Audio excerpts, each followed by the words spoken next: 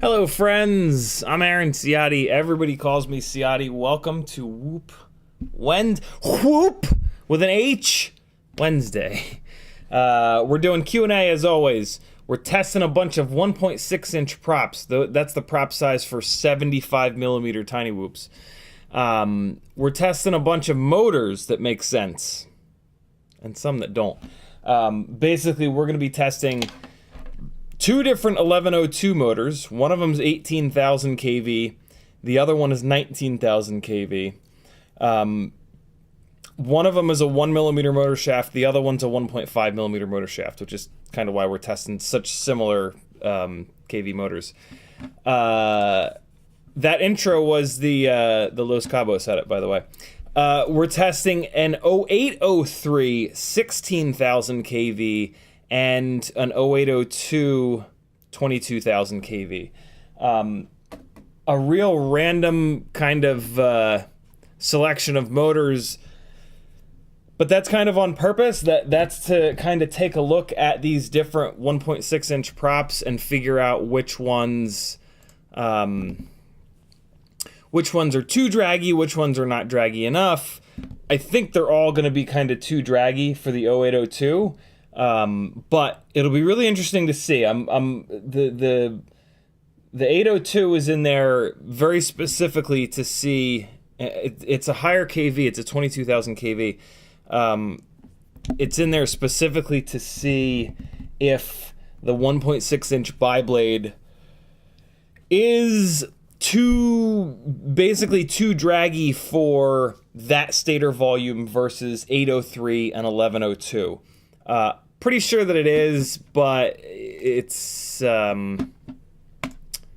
yeah, it'll be a good little test. And what I'm really excited for is 1102 versus 803.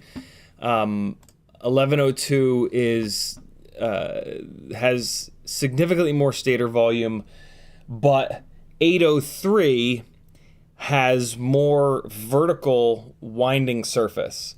And that's what does all the work. The vertical part of the winding is what does all of the actual work. The stator volume itself, the volume of the cylinder, is an important number, but it doesn't tell the whole tale. Unfortunately, this 803 is a pretty low kV. It's only 16,000 kV. I wish I had an 1102. I wish someone made an 1102 that's the same kV as an 803. All that being said, it kind of doesn't matter because there are no 803s with 1.5 millimeter motor shafts. So, like, even if 803 did perform better, it really wouldn't matter. When you get up into the 1.6-inch propeller-sized whoops, you gotta have a 1.5 millimeter motor shaft if you're gonna do any crashing. And yeah, I crash constantly. So, yeah, these little 1 millimeter motor shafts only really work on 65 millimeter rigs that get crashed, or if you don't crash your tiny whoop. If you're not crashing your tiny whoop, start crashing your tiny whoop, because you can pretty easily build a very durable setup that's incredibly fun to fly, and the more you crash, the better you're going to get as a pilot. Push yourself to fly acro inside, and yeah, you'll dig it. I set a button up on the Stream Deck. It doesn't work. So, hey, quick mailbag. One of you beautiful bastards that was as frustrated as I was with the Logitech C920 webcam, which was my bench cam over here, went on to Amazon and sent me one of these. And that's what you're looking at over here right now. So we're gonna mess with this today. It's noticeably wider angle. It's made by Elgato, so it interfaces with the Stream Deck really nice, to the point where I've got a button on the Stream Deck that'll change the zoom to 300%, 100%, 300%. The lens looks amazing. This is a great face cam webcam. I use a DSLR. This is you can get these for like $100. It's a Canon Rebel T6. You can get these for like $100 off of Facebook Marketplace. So I use a DSLR for my main face cam. I don't think that this will be able to compare, just because DSLRs have a bigger sensor. This DSLR has a crop sensor. These two might actually have the same size sensor, believe it or not, but DSLR has a much higher quality lens on it. You know, this lens is really nice on this, but DSLR lenses are bigger, and bigger is better when it comes to glass, so in most cases. So yeah, this thing makes an excellent face cam, but I'm not going to be using it for that. As a bench cam, the problem is it's fixed focus. This came out about a year ago. And I was all excited, but then when I found out that it had fixed focus, I was like, ah, shit. For a bench cam over here, the main problem is that the fixed focus is not deep enough. Like this, as a bench cam, I can't really move it away. I can't move it away any farther. And if you go to 300% zoom, you can kind of see that it's a little fuzzy. It's not quite tack sharp focus. So yeah, that's kind of a bummer because it looks really great. It's way better than the Logitech, and yeah, I don't know. We're gonna play with it today. We're gonna do some work over here on the bench cam, and you guys can decide the previous Logitech or this as a bench cam. It is kind of cool that this is wider angle, so you can see more stuff on the desk over here.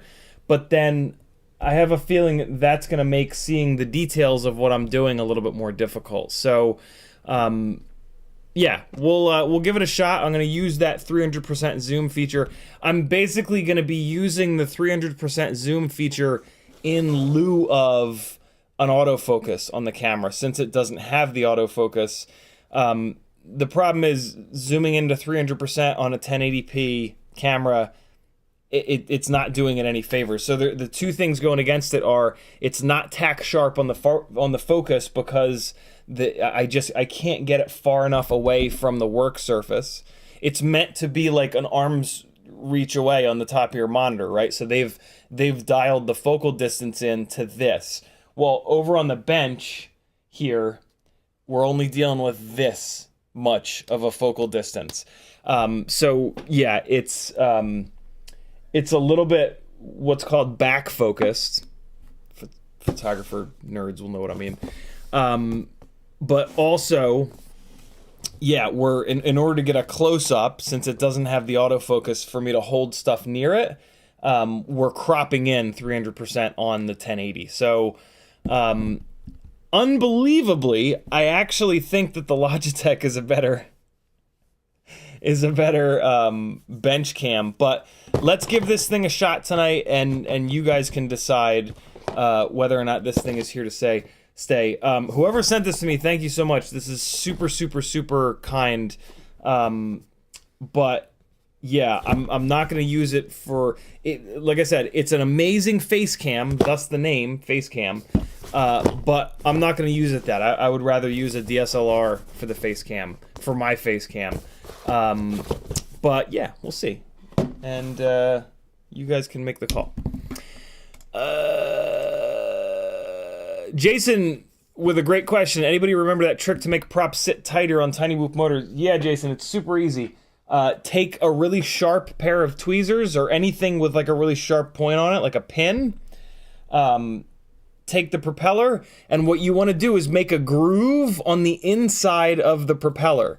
So you're going to take your really sharp tweezers and put it in the hole of the propeller at like a 45-degree angle and spin the propeller around. And what you're doing on the inside of the hole is you're trying to like raise an edge. You're trying to dig into it a little bit to raise a little bit of a lip, and then that little lip that you're raising up on the inside there is just going to friction against the motor shaft a little bit better. The other way to do it is to get some super glue and put that on the head of a pin or really fine tip tweezers and rub the super glue around on the inside of the propeller and then let that dry. Once the super glue dries in there, it'll have a texture to it and that'll bite against the motor shaft a little bit better.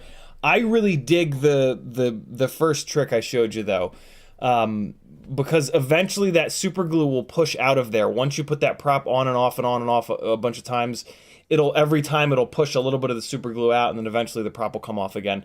The little trick with the tweezers and digging up the inside of the hole, that seems to last forever because you're like permanently marring it and you're permanently making like, you know, the plastic kind of. Expander is in the chat. PJ's next. Bob Bruce, Riot 9, Northern Tier, Steve O, I Am Gross, Chris Long, Hendrix Freakazoid, what a name. Rob Axelson, Kevin Sumner, Northern Tier, Steve O again, Northern Tier again, Paul McDonald, PJ Riot 9, Mr. Huggy, Jason, CMYK FPV. Who else is here? I think I got everybody. What's up, friends? Thanks for coming. This is my full-time job. Head on over to CiottiFPV.com. Whole bunch of ways that you can support me.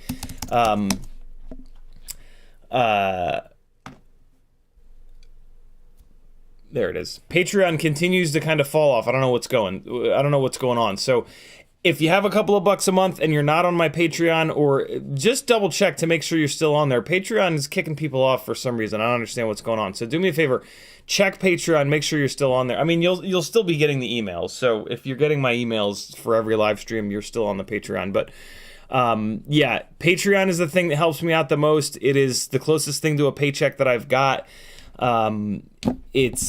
I don't know what's going on. It's going down by like $100 every month, and it's starting to get a little bit worrying. So, yeah, if you have a couple extra dollars, join my Patreon. It helps out a lot. It's what allows me to do this full time.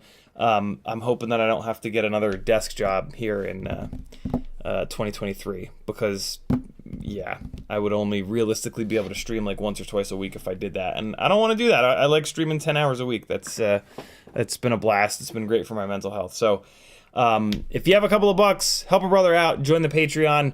Bunch of other ways that you can support me on here. Buy yourself some stuff over on Etsy. Bunch of really cool stickers and hardware.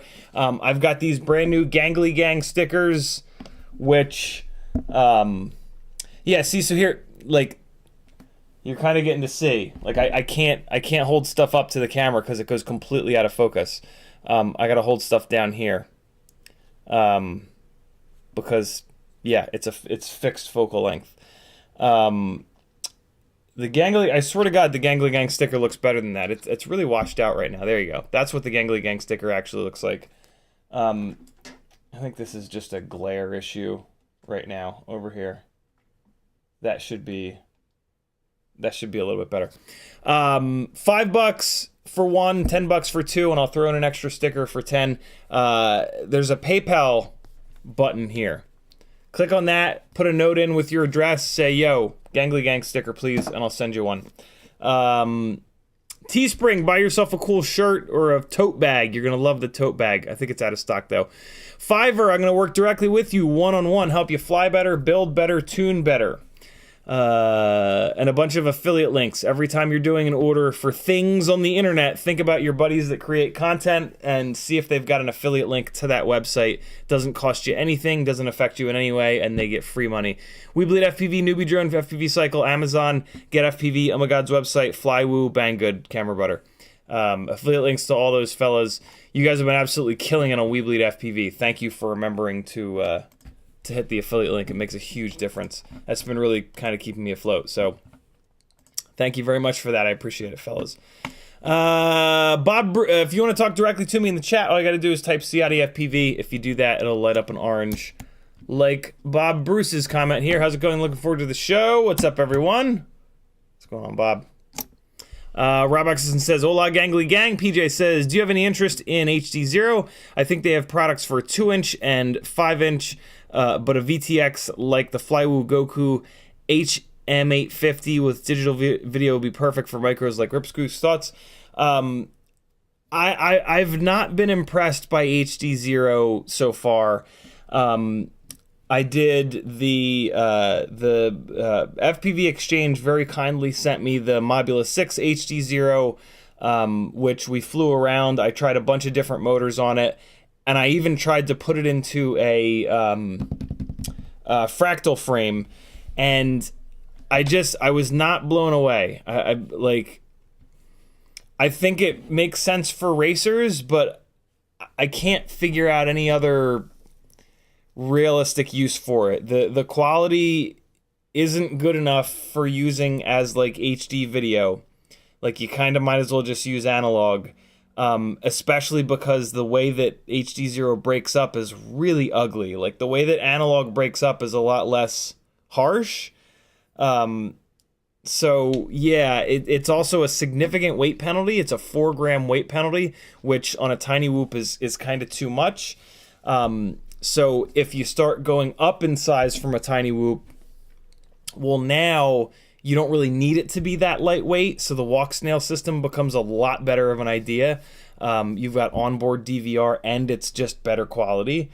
Or at that point, you can start carrying around naked GoPros or Insta360 Go2s like the Tinylifters. So HD0 is, in my opinion, in a little bit of a weird place where it makes a lot of sense for racing, but that's kind of it.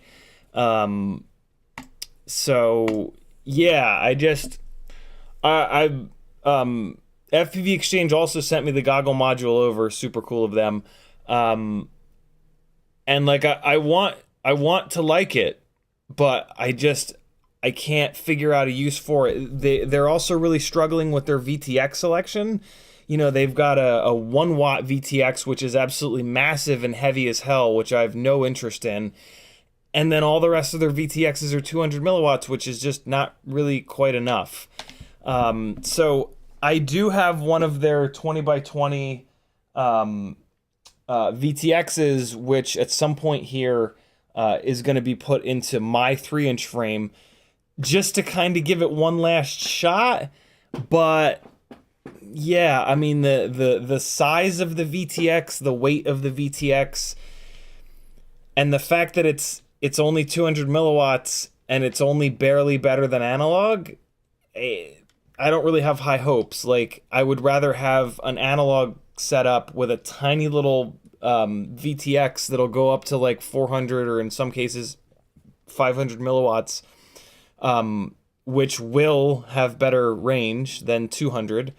Especially because apparently most of the 200 milliwatt HD0 VTXs actually output significantly less than 200 milliwatts, even though they're marked as 200. So yeah, I love, I want to love HD0, but I can't figure out a reason to. Because I'm not a racer. For racers, it totally makes sense, but for anything other than racing, I just can't find a single good use for it. Other than, I guess, tiny whoops. Like, if you absolutely have to have an HD0 65mm tiny whoop, if you absolutely have to have an HD 65mm tiny whoop, it's there. It's there for you. Unfortunately, the weight penalty takes a 65mm tiny whoop outside of its performance window where you can do some really crazy shit with it, and it makes them crash a lot worse. So at that point, you have like a 65mm cruiser kind of tiny whoop, and that's, I don't know, that's just not my deal. I don't like that. The 4 gram lighter 65mm tiny whoops are just outrageous. Like, the flight characteristics are just bananas. So yeah, and then if you get up to a 75mm tiny whoop, you kind of might as well go to the walk snail system at 8 grams, because you've got the bigger propellers, you've got a bigger battery, it can carry it around, and the image quality goes completely through the roof, and you've got onboard DVR. So yeah, it's interesting. I want to love it, but I can't just love it for no reason. Like, it's got to be better in some way, and other than racing, I just can't find a single way that it's better, unfortunately. But hopefully they keep developing it. I'm sure they will keep developing it because racers are, you know, a much bigger part of FPV than freestyle. And yeah, maybe they can get some new higher milliwatt VTXs out, and or figure out a way to make the image quality a little bit better. But man, there's an awful lot of competition. The walk snail system is really good. The new DJI O3 system is absurd. The old school DJI system is really good, and the naked Vistas are not. They're not that heavy. So yeah, it's tough. It's tough. Rob Axelson says, "Hola, gangly gang." I think I already read that one. CMYK says, "Yo, dude, what's up, gangly gang?" Jason Black says, "Try both LT for up close and the other for wide shots." LT. What's LT? LT. I don't know what LT is, Jason. If you're saying use the LT for Logitech, yeah, I don't want to do that. So like having all of these different webcams plugged in, running into OBS, it really hammers on this computer. Even though this Mac Mini is relatively new and absurdly fast, like it charges through Premiere and Real Steady Go. you wouldn't believe the CPU load from OBS because I've got multiple cameras hooked up to it. It's really kind of crazy. So yeah, I'm not gonna have two separate webcams hooked up like that. One just for close-ups, one for the wide stuff. I'm gonna pick either or for the sake of the computer. YouTube just did the thing. Hold on a second. PJ says, don't forget to remind the ganglies you're an FPV donkey and they should leave a like and a subscribe since you have the greatest streams button in the world. Thank you, brother. Thanks, PJ. Yeah, click the things. YouTube wants you to do it. Rob Oxenden says, I use dental floss. That's the other trick that I always forget about. You can take a piece of dental floss and run it down the whole of the propeller and then ram the propeller onto the motor shaft, and that'll get it to bite a little bit more. Just make sure you trim off the top and bottom of the dental floss, because the dental floss is going to be off-center, and you don't want anything off-center on a propeller. That's kind of why I don't do the dental floss thing, is because it adds the slightest little bit of imbalance to the rotating assembly. Yellow Captain says, how you doing, man? I'm doing good, my friend. Paul McDonald says, you were quickly approaching 7,000 subs, too. Seems like it was recently we were talking about 6K. I hit 6,000 in 2021, believe it or not. I did not get... I got less than 1,000 new subscribers last year. Not surprising, though. I just don't... this format is just not normal. This is, and we're already in a niche, so I'm a niche within a niche within a niche within a niche, doing long form content in FPV. Not to mention that the long form content that I do is not like the most popular stuff, right? Like the way to get a high subscriber number and be successful is to review products and review brand new products. That's really it. And that's just not what I want to do. I'm also not, it's like a self-sustaining circle where like I'm not big enough to get the new product sent to me. Yeah, whatever. I'm going to keep doing this until I absolutely have to stop. Because if I'm going to do this, I want to do it like that. I don't want to do the stuff that I don't want to do here, because then it'll turn into a job and I'll hate it and I'll burn it out. I would rather do this 2 days a week and get a big boy job, which I could make a ton of money at. And yeah, so sorry. Paul McDonald, no, we got that. Rob Oxenden says, Bot has a new vid. Bot always has a new vid. That guy is a animal. Bagsy says, hello. PJ says, appreciate your thoughts on HD0. That's why I suggested a different VTX. It would diversify their applications a bit. Yeah, it's... if they had like a 400 milliwatt VTX, that would ease some of the pain. But man, it just doesn't look good enough for me to offset. Yeah, it just doesn't look good enough. Even on the 1 watt, like it's just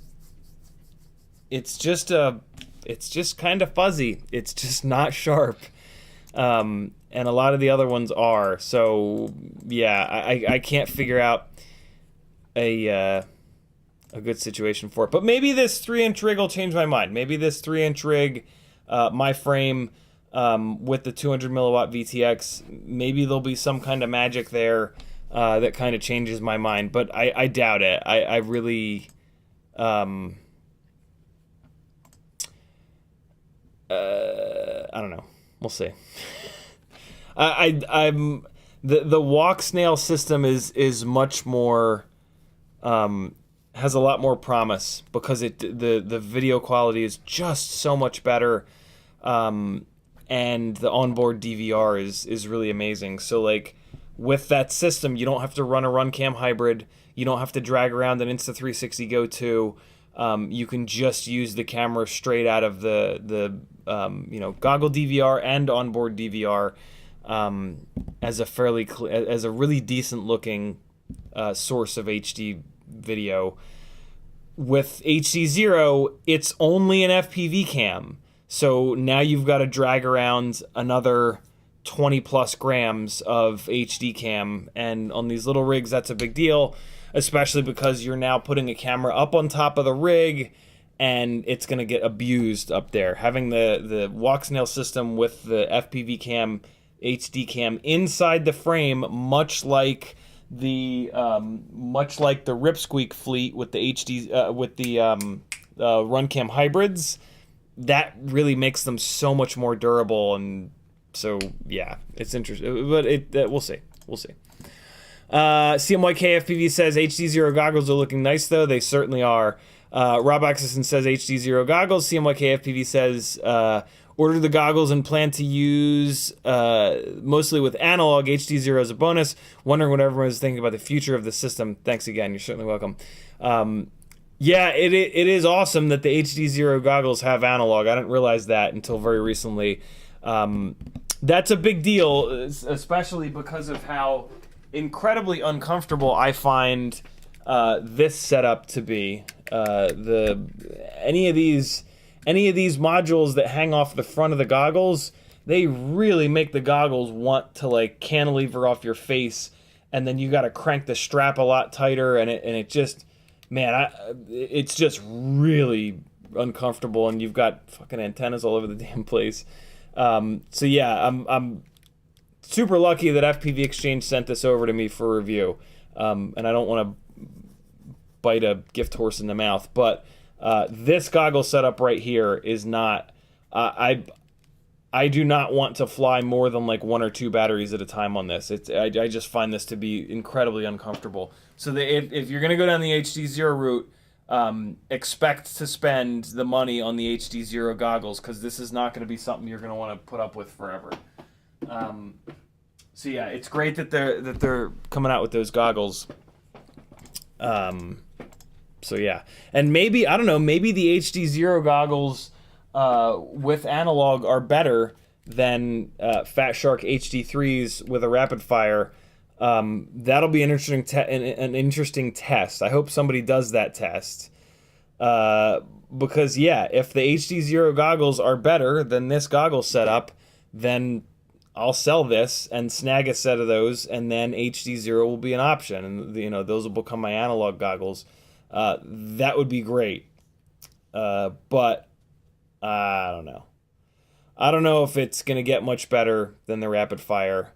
And Fat Shark quality is kind of legendary. Not saying anything bad about HD0, but Fat Shark has one hell of a history of making really, really, really bulletproof goggles.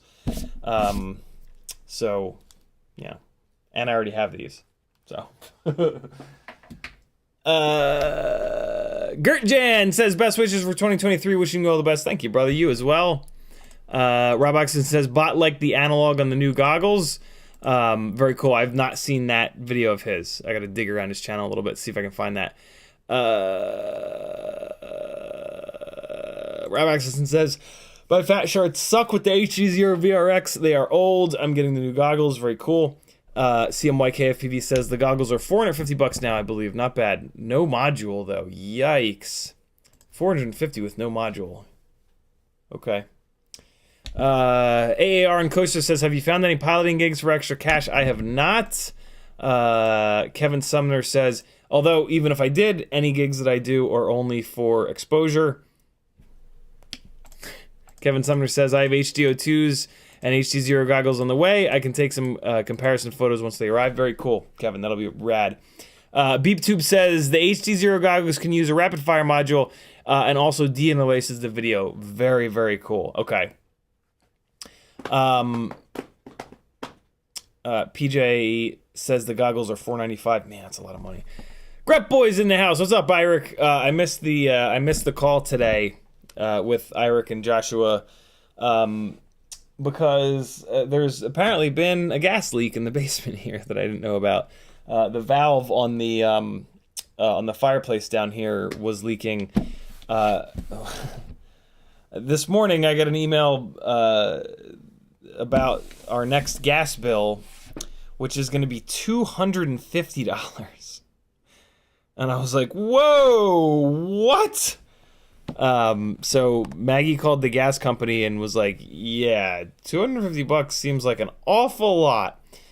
So they sent somebody out and he checked everything and he found a small leak here in the downstairs fireplace. He said it was a fairly small leak and he doesn't think that it had anything to do with the price of that bill. It was really cold last month, and we have a cheap shit thermostat. I think I need to get a I think I need to spend a couple of bucks on a Nest thermostat, which has, most thermostats have a half a degree swing. So like if you set them at 75 degrees, they're going to heat until it gets to 75.5 degrees. Then it's going to turn the furnace off. When it gets back down to 75 degrees, it's going to turn it back on, heat to 75.5. The Nest thermostat has a 1 degree swing. So if you set it to 75, it's either going to go to 76 and then come down to 75, or it's going to go to 75 and come down to 74. So it's got, you know, a 1 degree swing, which has the furnace come off and on roughly half as often, which saves energy, which saves gas, and it saves stress on it as well. So yeah, I need to spend a couple of bucks on a Nest thermostat, and the Nest thermostats, they're very easy to set up with more of a schedule. So right now the thermostat, like most thermostats, you can set up with a schedule, but it's a pain in the ass and it's kind of hard to, it's hard to do, and it's kind of static. The Nest has learning. You can use an app to set up the scheduling so that at nighttime it drops it down 3, 4, 5 degrees. So yeah, there's that. And for some of last month, we had the old furnace, which was like 25 years old or some wild shit like that. Maybe even more than that.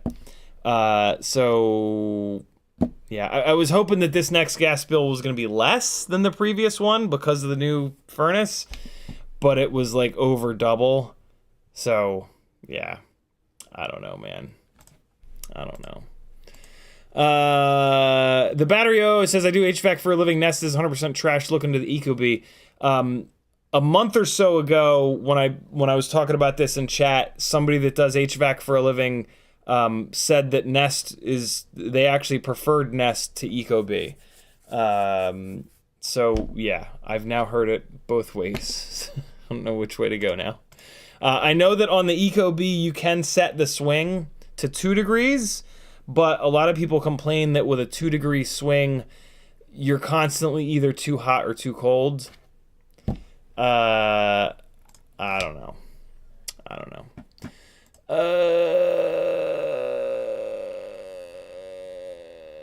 All right, we're caught up on chat. We got a lot of shit to do here, so let's just kind of dive in. I was gonna swap a set of motor connectors on these 0702s over here, but I don't think we're gonna have time. I've got a bunch of batteries charged up. I put a couple of extra gates here in the basement that I kind of want to try out first before we dive into anything else.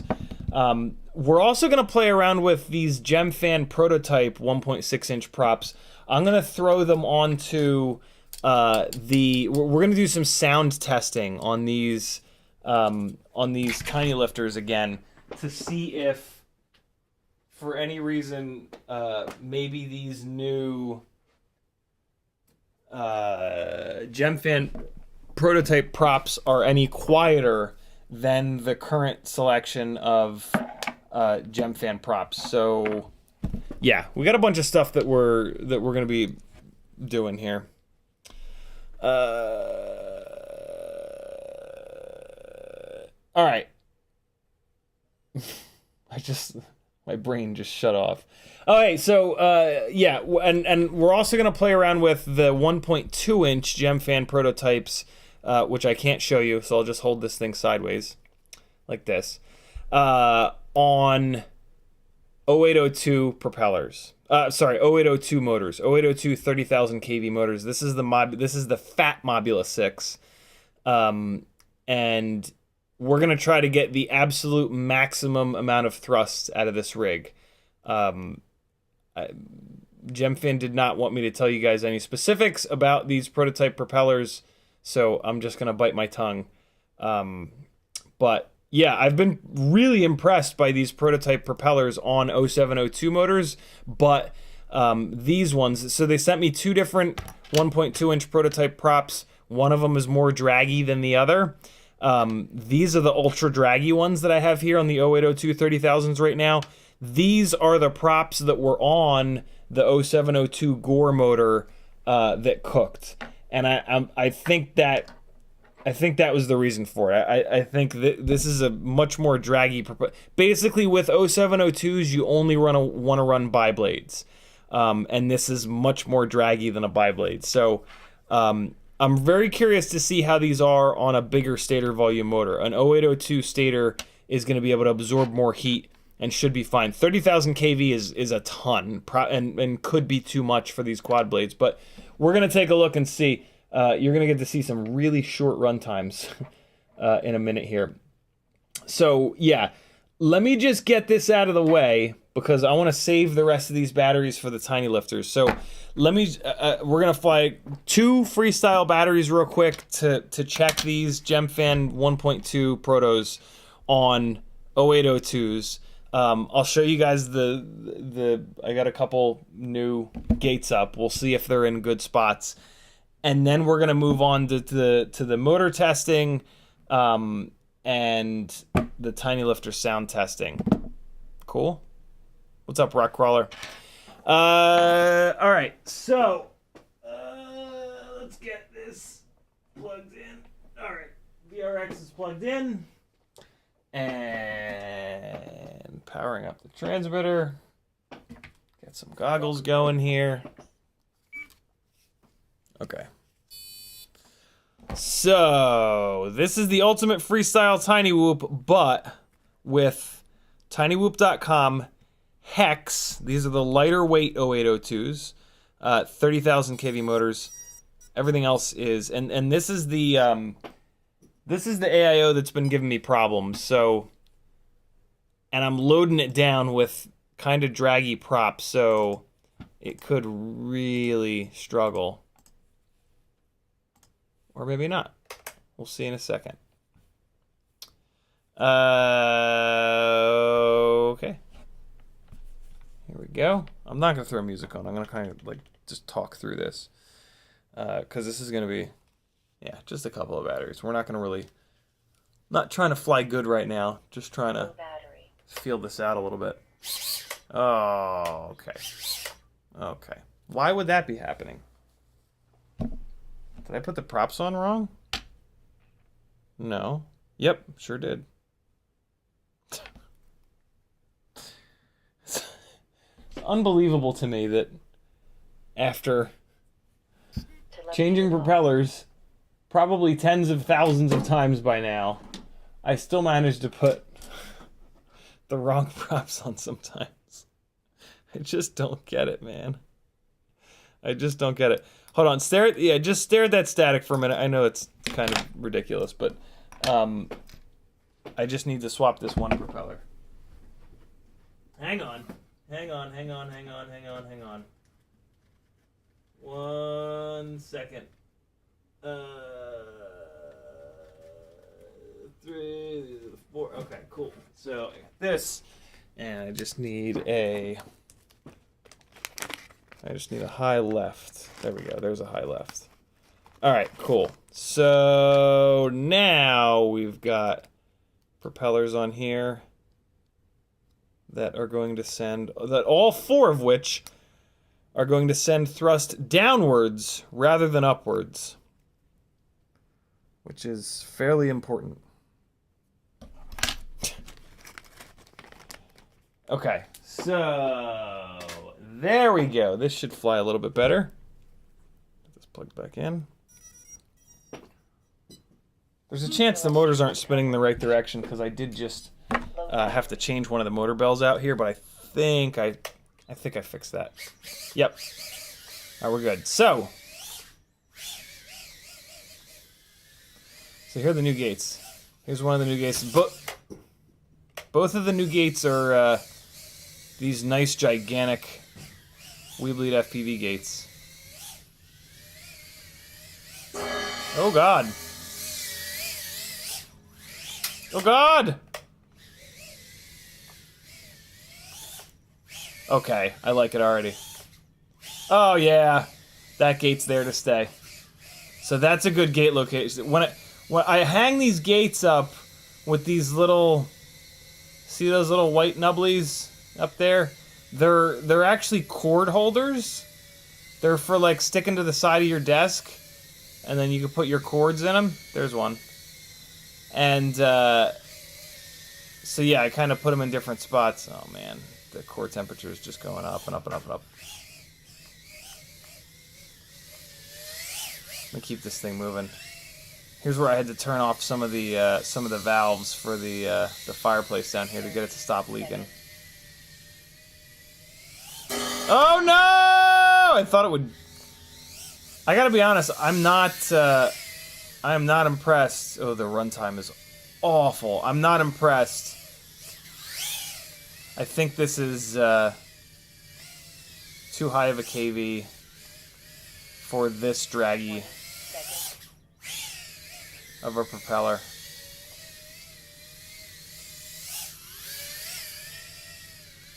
Might be better off with the triblades.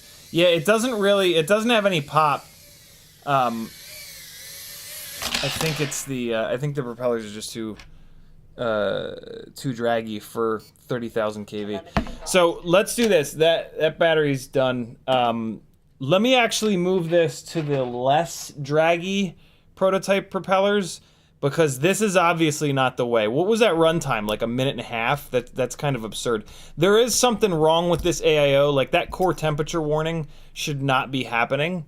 But there is, yeah, this AIO does get shorter runtimes, but that is way shorter than normal. I mean, you'll see in a second here. I'm gonna put the less draggy of the Prototypes on, and you'll see the runtime go up significantly, I'll bet. So, all right, these are definitely don't. Yeah, these are definitely a no-go. Which, I gotta be honest, I really expected that. I didn't think it would be quite that bad, but I expected that to not be a good combo. Let's put the other Prototype on here, and we'll see what's what. So, all right, these are coming off, and they're gonna go back into the bag.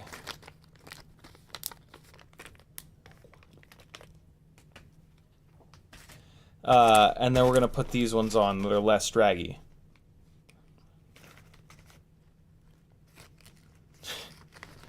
Where the hell are they? Did I not put them in this bag? Hang on. What the hell did I do with them?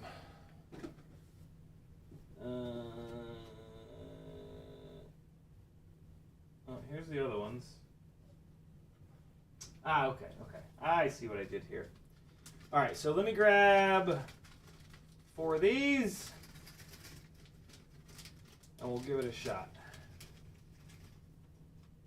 We got a high left. We got a high left. Got another high left. Come on, give me 2 high rights.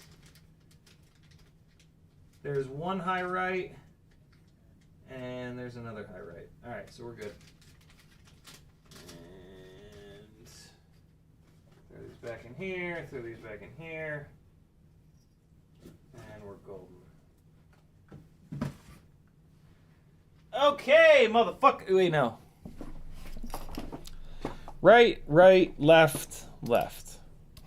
Fantastic. So we've got a clockwise, and then we've got a counterclockwise. Come on, get on there all the way. There we go. And then we've got another counterclockwise.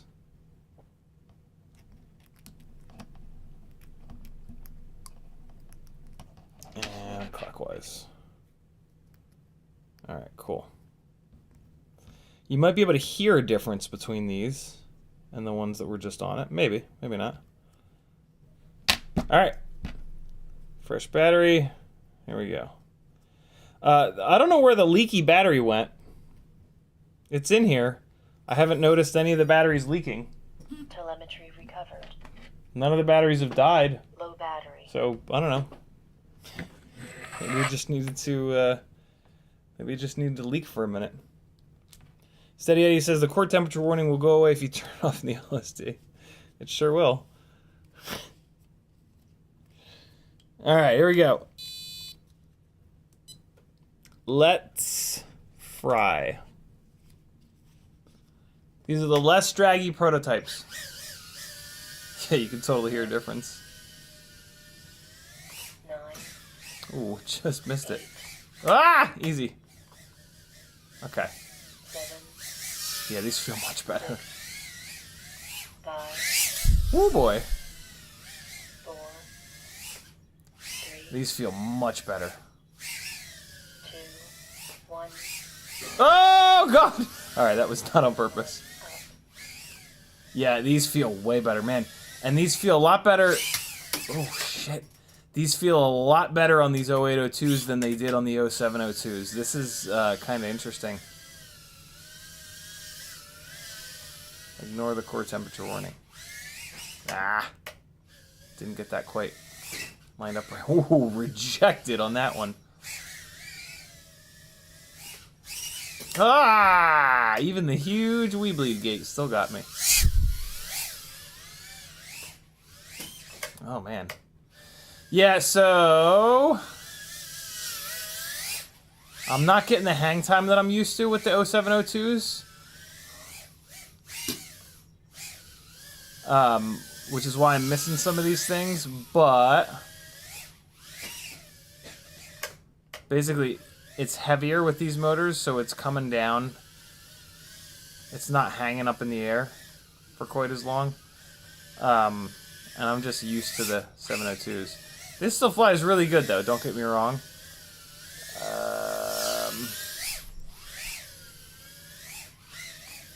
I tried to drop it down in there, but I got all sloppy. Let's try it again. There we go. That's better. Yeah. This combo feels really good. I don't know if I like these better than the biblades, though. I think I still prefer the Gemfan biblades. And so we got our runtime back. We're up over 2 minutes, which is kind of like the normal runtime that I get on this rig with these motors. Oh, that was close. Oh, that was close. Let's. I wish I'd left a little bit of battery to go upstairs and really fire these things around, but oh boy. This mat is made of silicone. It's just like... Oh, this poor battery. I'm going to get this battery right back on the charger real quick here.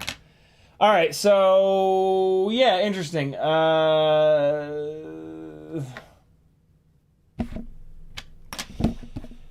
On the next live stream, I will put a bunch of batteries through these, and then I'll switch to the biblades, and we'll see if there's a drastic enough difference to kind of warrant.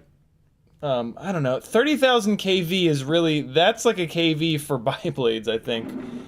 I mean, these certainly felt a hell of a lot better than the other ones that I had on for that first battery, but I still think that the biblades are going to be king. But we'll do a little bit more testing, just not tonight. Tonight we got a bunch of other things going on. Hey, sticker packs are available for $10. Shoot me a PayPal for $10 over on CiottiFPV.com, and you'll get a Micro King sticker, a CiottiFPV kind of flat sticker, a CiottiFPV flat magnet, and a misprint. These will never be made again. Holographic misprint sticker. Usually I do white instead of letting the silver holographic shine through, so yeah. $10. Help me keep doing this full time, yo. Buy yourself something nice. You deserve some stickers and some magnets. I have like 5 more of these sticker packs available, and then I'll make another sticker pack for you beautiful bastards. Look at this paint that I got. I'm gonna paint some Tiny Whoop canopies in it. It's called Unicorn Spit. And it's this like wild glittery purple. And it's actually a gel stain. I don't know what the hell gel stain means, but yeah, I'm gonna try to brush this on to some of these Mobula 6 canopies to see if it looks cool. I don't know. If you're not gonna fly good, you might as well look good, right? It's water-based and it's fast drying. Lemongrass scented. We were at Michael's getting something and I saw it. I was like, ooh, I need purple glittery stuff. Gimme! Steady Eddie said, we got that. Kevin Sumner says, leaky battery might just be dry and ready to puff on your next charge. Just want you to give it fireworks. It'll be exciting, yeah. I don't think the little Tiny Whoop batteries will shoot fire. I think they just shoot smoke. I don't think they have enough jam in there to actually shoot a fireball. And if they do shoot a fireball, it's going to be the most adorable little fireball you've ever seen. So yeah, take that with a grain of salt. Let's do. What should we do first?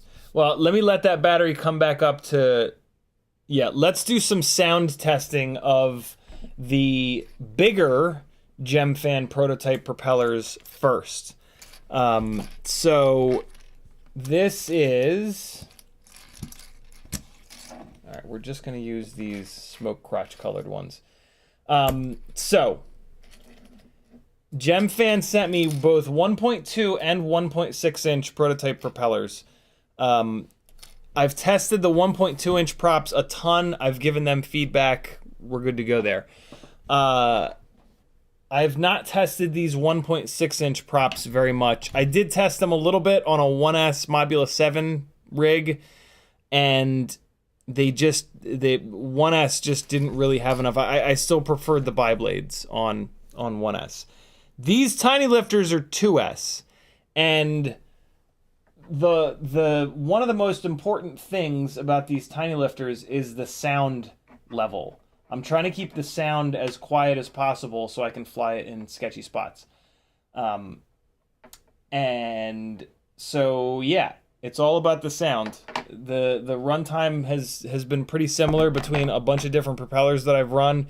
At the moment, I've got this one is on the BetaFPV 1102 18,000s, and their motor scaled down quite a bit on the biblades.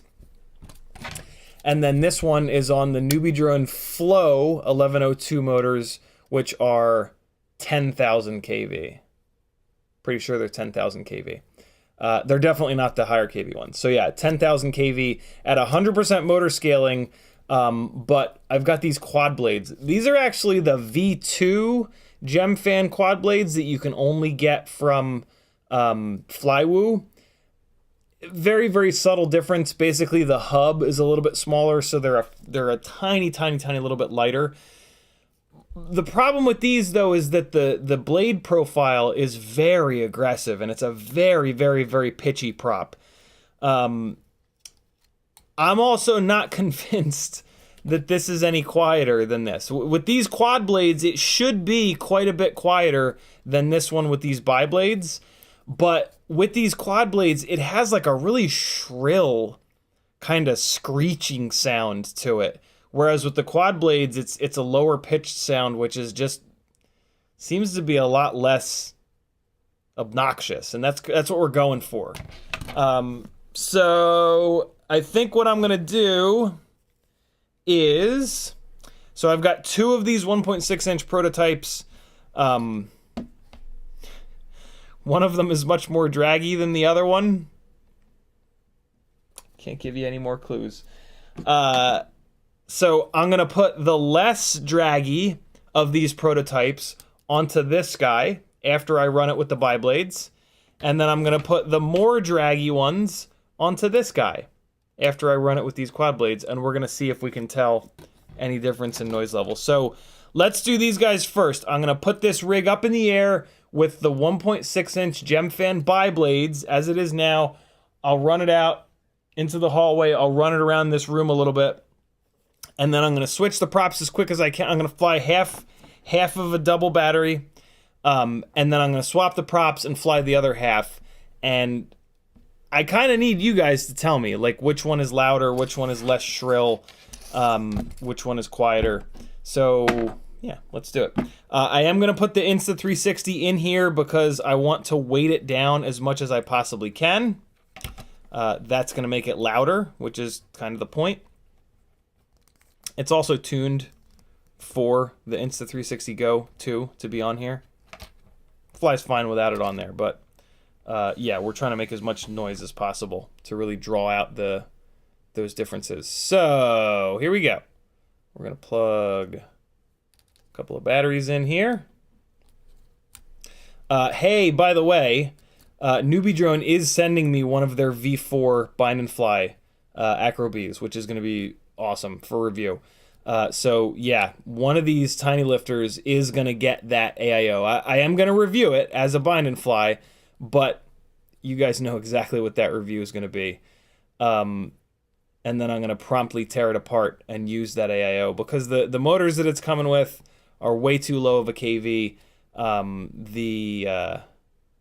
The frame that it's coming with is, I mean, probably, maybe not, but it's more than likely heavier than and less durable than the Meteor 65 frame. So yeah, they only have the bind and fly right now. They don't have an AIO to send me, so they're going to send me the bind and fly, which is very cool of them. So first up, we've got the Gemfan biblades. You guys tell me which is louder. I'm kind of relying on you because when I'm in the goggles, I can't like see the volume meter. Like I'm gonna try to tell you which one is louder. I've thought about using a decibel meter on my phone, Steady Eddie. The problem is like I would need someone to monitor it the whole. Oh, the camera's upside down on this one.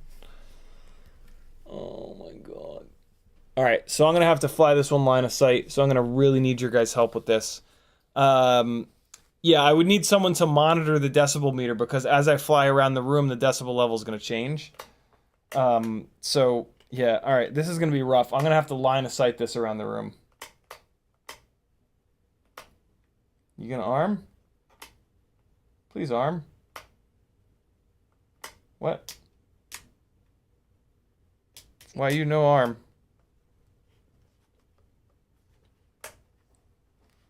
You can go ahead and arm now, please. Oh, it was plugged in for too long and it went into Wi-Fi mode. I hope. Come on.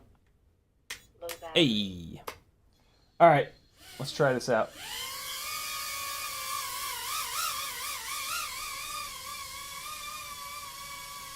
That's over by the sim rig.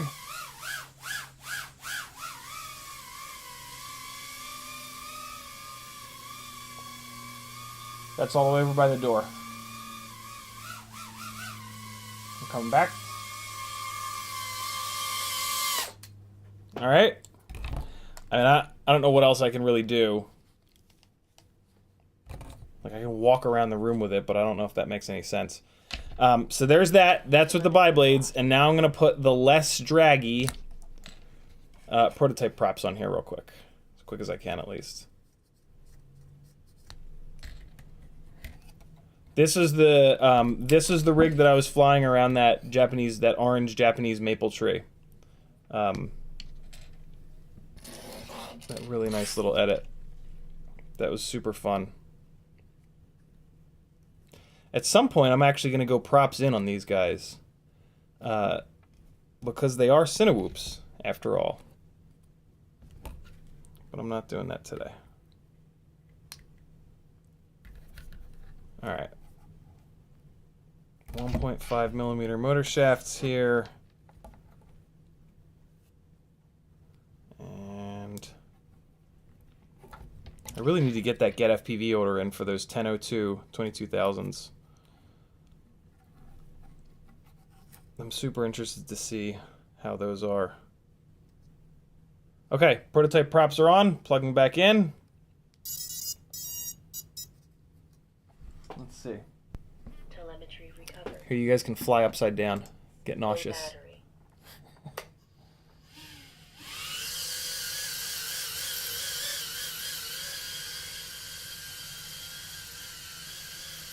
Alright, now it's over by the sim rig.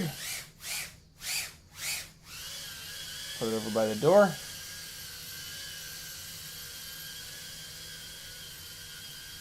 Alright, I'm over by the door. Hold on. Coming back.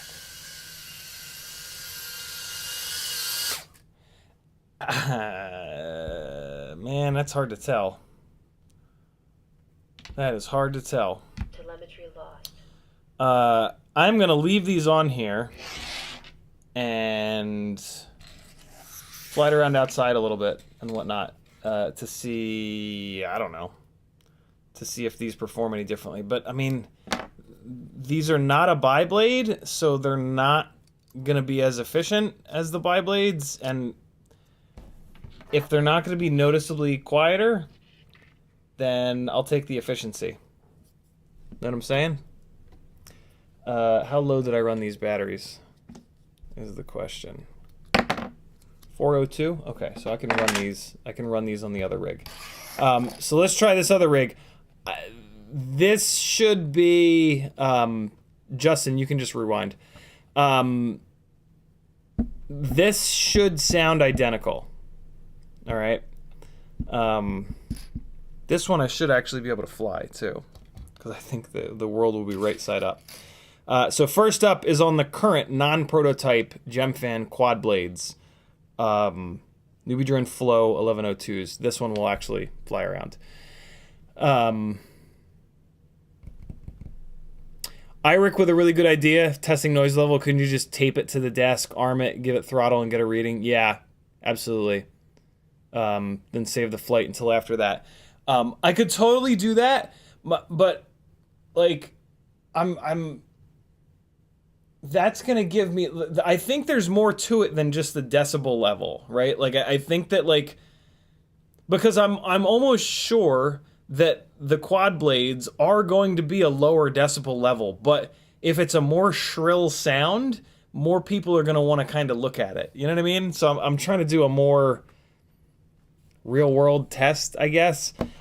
I don't think there's a significant difference, to be really honest. So I think that the biblades are going to be the jam because they're going to be the most efficient. If I'm completely honest, I think that's going to be the end all be all here.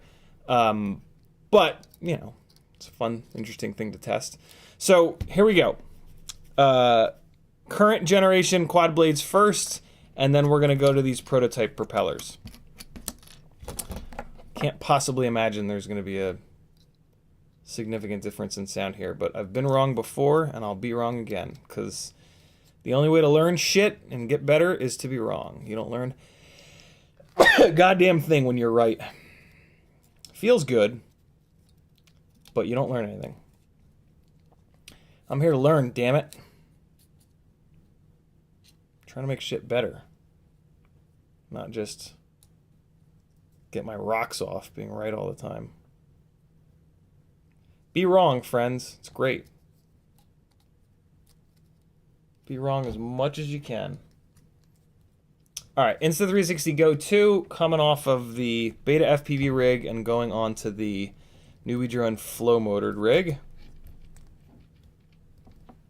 This rig has a Caddx Ant camera in it, which is kind of shit in low light, so but at least it's right side up. So I'll be able to fly the damn thing FPV. And you guys won't get Low battery. sick. Hold on, let me do something to the stream deck. I've been meaning to do this, but I've been forgetting to. This is OBS, scene, and then it's the scene that I want is VRX. Why does it not give me the option? VRX, there we go. Great. It picked it up from it being on that scene. Okay, there we go. So I should be able to... Hey! Now we're talking. All right, cool. Let's hurry up and get this in the air before it blows up. All right, so these are the current gen quad blades.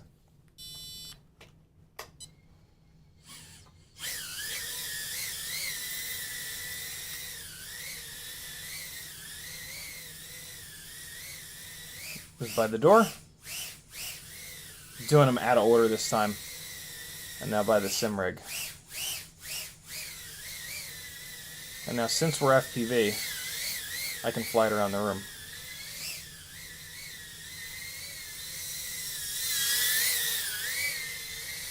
To me, this is way louder. Like, I think that these quad blades are way louder. I could totally be wrong, but for some reason they just seem to be much more screechy and loud and just obnoxious. So now we're going to switch to the Prototype propellers that are similar but not the same. Maybe. I remember when I was putting these props on, they were really hard to get on. Hopefully I can get them off. What's up, Alec Dvornik? How are you, brother? Michael Blade says, what's up? Kevin Summer says, seems like we need to do some FPV science. Overcharge a 300 mAh battery to 5 volts and see what happens. I mean, I'll tell you what's going to happen. It's going to explode. Would be interesting to see how much fire comes out, though. I haven't actually done that. I have not overcharged a battery until it explodes before. Okay, so we got a high left.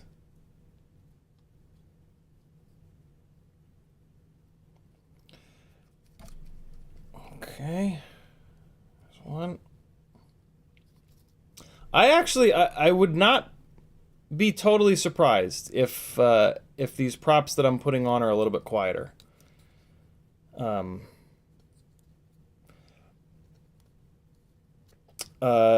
Nuno Gemfan asks me not to give any specifics on these propellers. So all I can tell you is that they're Gemfan Prototype propellers.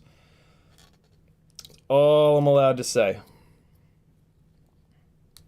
And I'm not even showing them to you. I actually don't even know what the pitch is on them. It says on them, but I'm not gonna... It's too small to read, as always. Oh my god, come on. These Flywoo V2 quad blades are really tight on these 1.5 inch millimeter rather motor shafts. Really hard to get them off without bending them all up. But I mean, to be honest, I think I'm kind of done with these because of how unbelievably loud they are. Like, you noticed that, guys, right? Like, you noticed how fucking loud, how much louder this rig is than the others, right? It's not just me. This rig weighs the same. They're both on 1102s. Yeah, sure, these are slightly heavier 1102s. These are the NubiDrone Flows. But yeah, I mean, most things are the same between these two rigs. And I feel like these quad plays are just way louder, way more shrill, way more shrieky. Active Vornik nailed the interview. Very cool. Nuno says they are on sale on AliExpress. Nuno, do me a favor. Copy and paste the name of the item on AliExpress into the chat, so that I can go to AliExpress and search for the item.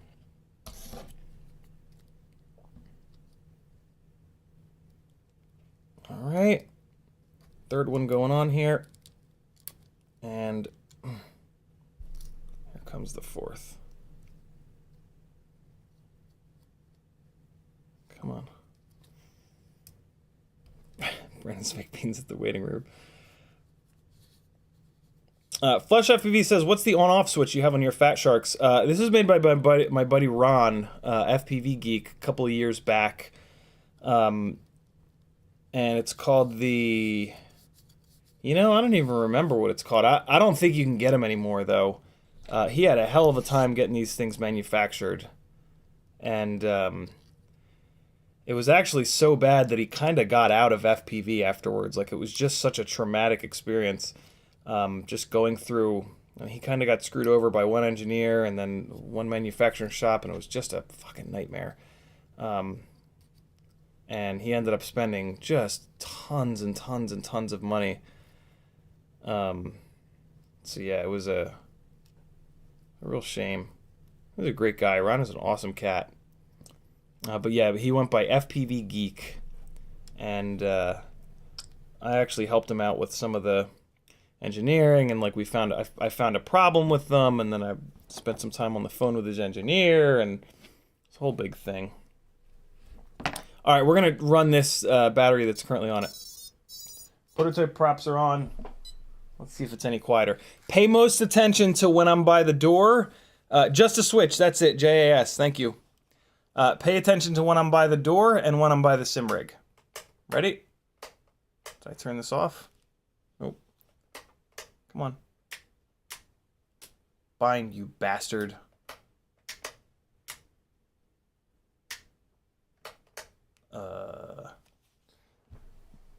I did kind of like plug it in just for a split second and then replug it in.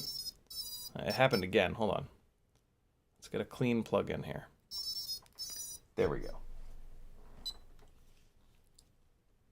That should be it. All right, so yeah, pay attention to when it's by the door and when it's by the sim rig. Those are the two spots that we've now tested on all of these rigs.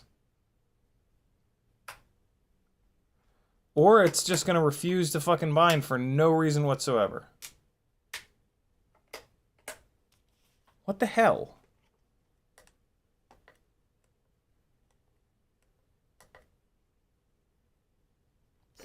Telemetry recovered. There it goes. For some reason, I had to go in on the module and hit the bind.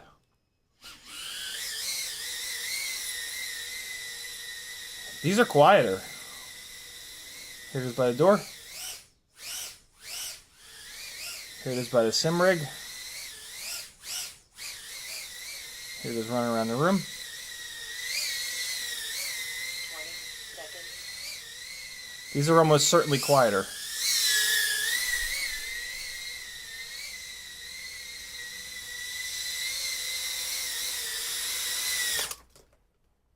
Interesting. Okay. So that's kind of cool because Telemetry lost. yeah, I mean the quad blade should be quieter. So now we got to do some head-to-head testing of the these prototype quad blades, and yeah, there's really nothing for you to see. Yeah, we got to do some testing, and we're not going to do it tonight. But we got to test these prototype quad blades against the prototype triblades and the biblades. I think the biblades are still the winners, but this is kind of cool. This is we're getting a little bit closer. I don't know. That might be less quiet. That might be less noisy. That was interesting. Where did that leaky battery go? How did it leak all that and just continue to perform totally fine? It's the strangest shit in the world. All right, friends, we're going to do some half-assed thrust testing here. Did I leave these on? I did leave these on. Well, the reason I say half-assed is the rig that we're using is kind of like awful, but you know, sometimes it's awful. I need to get this camera flipped right side up. I'm gonna leave this. Leave this Tinylifter here on the table so that I hopefully remember to flip the camera upside down. So here's an important little tidbit. The current generation of Gemfan. Oh, here we go. Nuno dropped the The Linky Poo. Let's go on AliExpress and take a look.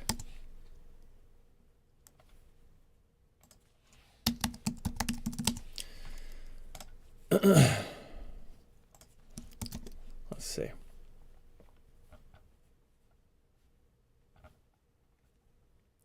So that would be this. And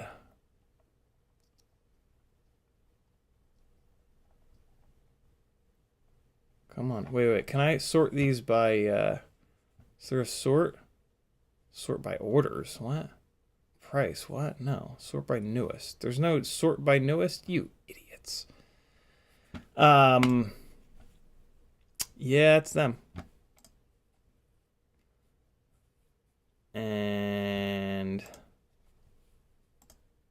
oh, they're doing them in red. Very cool. Oh, random. That's fun. They can just send you a random assortment of colors. Cool. So yeah, I have them in this blue, in this peach, and in this smoke. I love that they're also doing them in red. That's pretty cool. And the ones that they sent me are for 1.5 mil shafts. I didn't know if they were going to do them in 1 mil shaft. It looks like they are. So that's pretty cool. Gemfan.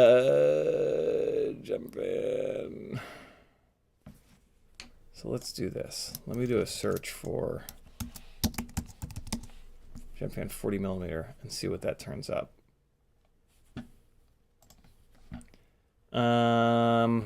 So they're out. Cool. Okay, so here are the other ones. And what's the deal here? Is there another set down here? What millimeter are the 1.2 inch props? Do you guys happen to know offhand? Is it 30 millimeter? I think it's 30. Nah, it should be less than 30 because it's 1.2 inches. It's a, so they have one listing with the, with both 3 and 4 blades. There you guys go. You guys got to hear, these, tri-end quad blades. And what I kind of want to see, 31, thank you. That's the right number. So if I do a search for 31 millimeter,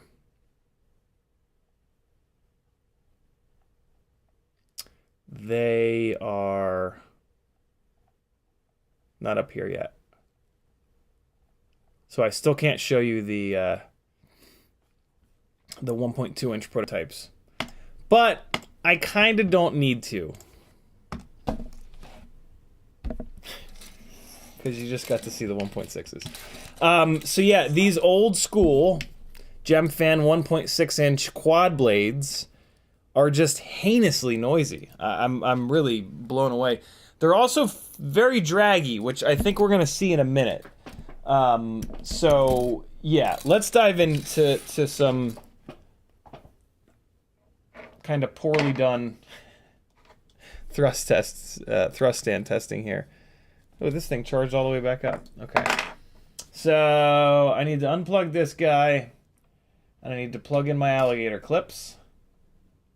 And now this thrust stand testing is going to be like kind of off camera a little bit. I don't really have a great way of doing it on camera, not to mention that there's really not a whole lot for you to see.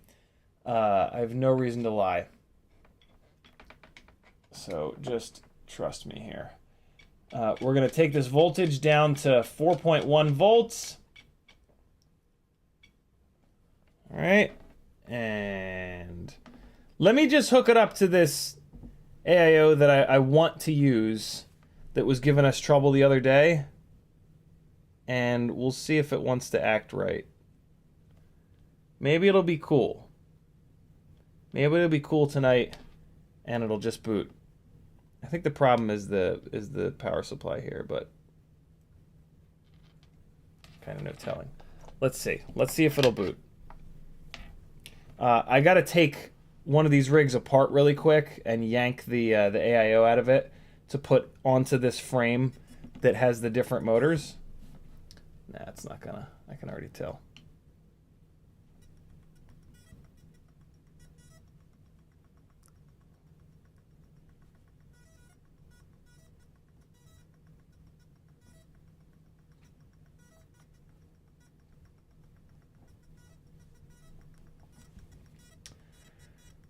All right, enough of that. Let me try on one of these other AIOs here. This one, this is, I'm going to go from worst to best on these AIOs. This is the second worst one. It's totally fine. Okay, so I'm going to pull this rig apart and put it into... so, hey, here's the new bench cam, yo. Pay attention. Compare it to the old one. And at the end of the stream, you guys are going to decide, do we stick with this Elgato bench cam, or do we go back to the Logitech and kind of back to the drawing board? So, yeah, I'm just going to rob this AIO. I'm not even going to take the camera. I don't even need the camera. I just need the AIO out of here. And hold on. Let me unplug these motors first, because in a second... So I'm being more careful with unplugging these motors. Man, is it easy to...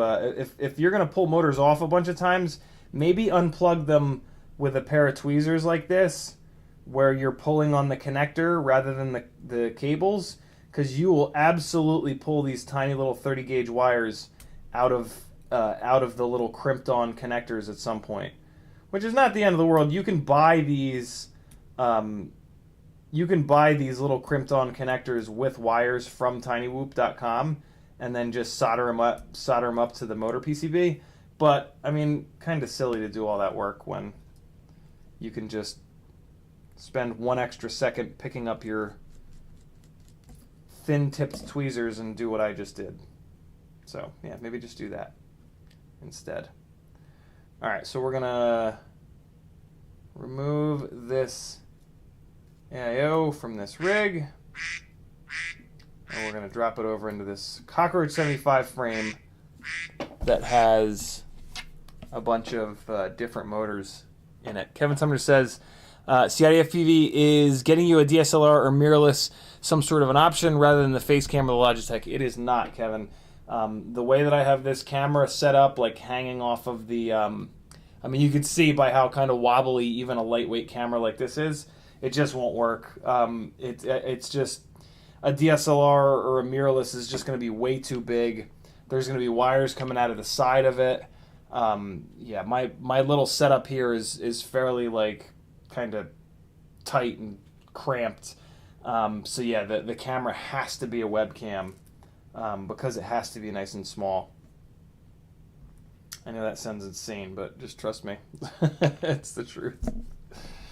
I would love to do a DSLR. I was really hoping that my desk here in the basement of the house was going to be backed up against a wall so that I could put the mount that Joshua has, mount that to the wall, which you can lift it up or pull it down. But this desk really doesn't make sense to do that, and behind the desk is just free air. Well, I mean, it's the drum set back there. So, yeah, this is the situation I'm in. I got to be using a small, lightweight, single plug camera.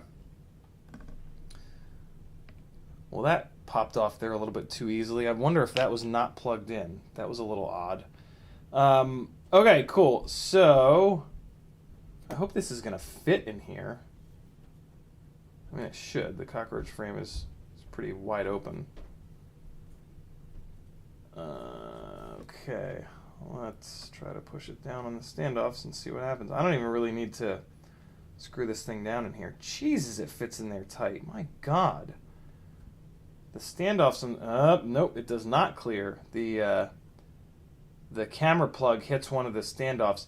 It kind of doesn't matter, though, because I'm just putting this thing flat, plugging a battery in, and firing it up. So I'm just going to leave this all jankily here, because I'm using turtle mode. I'm not using the PID loop for any of this testing. So this is fine. This is kind of shitty, but it'll be all right. So here we go. Let's get these motors plugged in, and then we can commence with the testing. OG folks that actually pay attention to when I'm building, yeah, think about how this camera is. So here we go. So here's 300% zoom. So if I wanted to show you guys details on stuff, this is what that's going to look like. What's nice about this is that I don't have to like hold things up to the camera and try to like, oh, what's the right distance and shit like that. I can just hold stuff flat down here on the desk, and yeah, it'll be like in focus, so to speak. But I think the problem that we're going to have is there's just not enough detail. And I think the Logitech is... No, I unplugged the LED. Well, no, the Logitech might still be plugged in. So I can whip out the Logitech and kind of show you guys what the difference in macro basically is with that. Because it's got the... it'll run the focus into a macro focus, which is going to really show a lot of fine detail. But... This particular webcam, the Elgato face cam that you're looking at right now, this is as good as it's going to get. This is absolutely the most amount of detail that this thing will ever produce. So the question is it good enough? Is this enough detail? I'm leaning towards no, because sometimes like I really want to show you, I really want to get you guys close on something, especially like with these tiny whoops, to show you exactly what's going on. So let me see if I can do that real quick. Yeah, so the Logitech is still powered on here.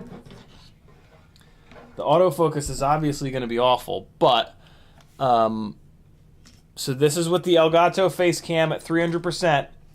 I'm now gonna turn on the Logitech and put that up above. So this is now the Logitech. So you see, like, it is focusing really well at the moment. Yeah, I mean, that's a huge difference. Yeah, that's a gigantic difference, Jesus. Yeah, so like if I wanted to show you guys like a capacitor or something like that, I'd be able to hold it up to the camera, and I think I'm... What I do want to check is there a stream... See, so the focus is being a jerk right now, but still. There it goes. Come on, focus, you bastard. There it is. Yeah, I mean, once it locks focus, you get some really good detail. Versus that, yeah, I mean, that's night and day. That's night and day. And then I can zoom the Elgato out, but... yeah, there's just no fine detail whatsoever. Whereas once this locks focus, it actually looks really, really nice. And I'm wondering if there's a Streamlabs, a Stream Deck plugin for Logitech where I could set up a couple of buttons to change it to like manual focus. I actually kind of just thought about that. So if I go to configure Stream Deck and I go in here,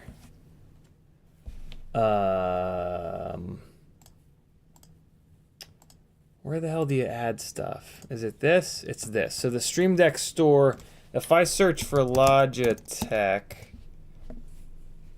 it doesn't find anything. What about like G-Hub? Because that's the name of the Logitech software. God damn it, no. The Elgato software is so much better. Oh my god. Oh, I was spelling it wrong. L-O-G-I-T-E-C-H. G-Hub.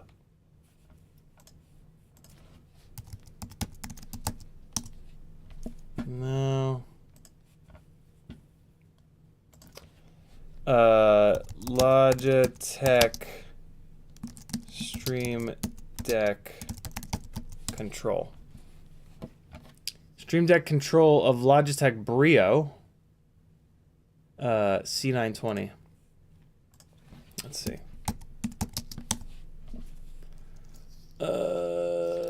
Using the Stream Deck with you to switch. No, I don't want to switch.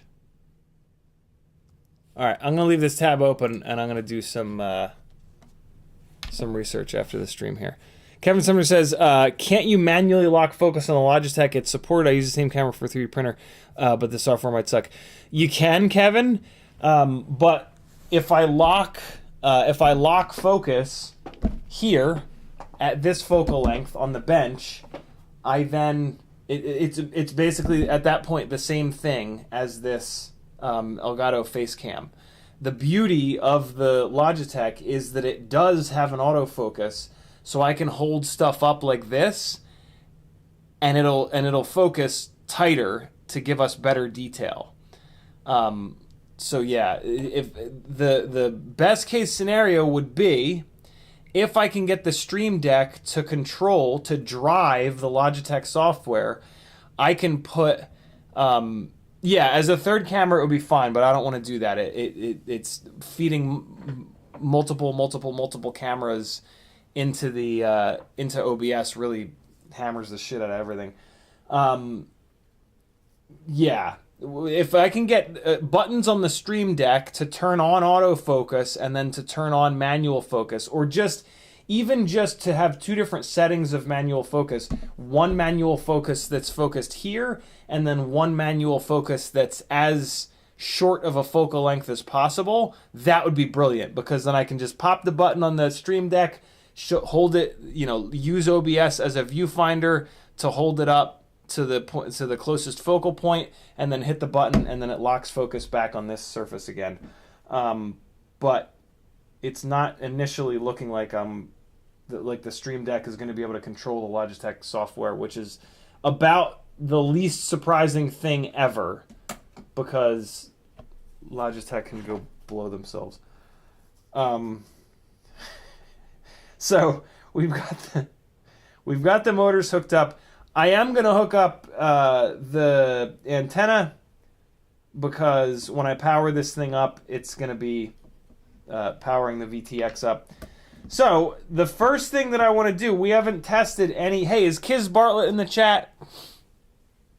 If Kiz Bartlett is not in the chat, I need somebody to fire up Excel, or at least just write some of this shit down. Somebody that's going to be sitting in front and that's interested in this testing. I need you to write some of this shit down, because I'm going to try to go through this as fast as I can. And I'm not going to be like writing any of this shit down. So somebody volunteer to write some of this stuff down. I didn't get enough propellers out. Well, no, we'll be fine. We'll be fine testing this. But yeah. Kevin Sumner is going to document. Thank you, brother. All right, so the first thing we're going to do is, and I don't know what direction these motors are spinning. I should probably do that. First thing I need to do is get these motors spinning in the right direction, so that I can put the right props on here with any kind of also, yeah, I need turtle mode to spin these things in the correct direction. So I have to do this anyway. All right, hang on. So real quick, we're just gonna hop into Betaflight and get these 4 motors spinning in the right direction. All right, come on, Betaflight. Why do you take so long to open? What has happened to you?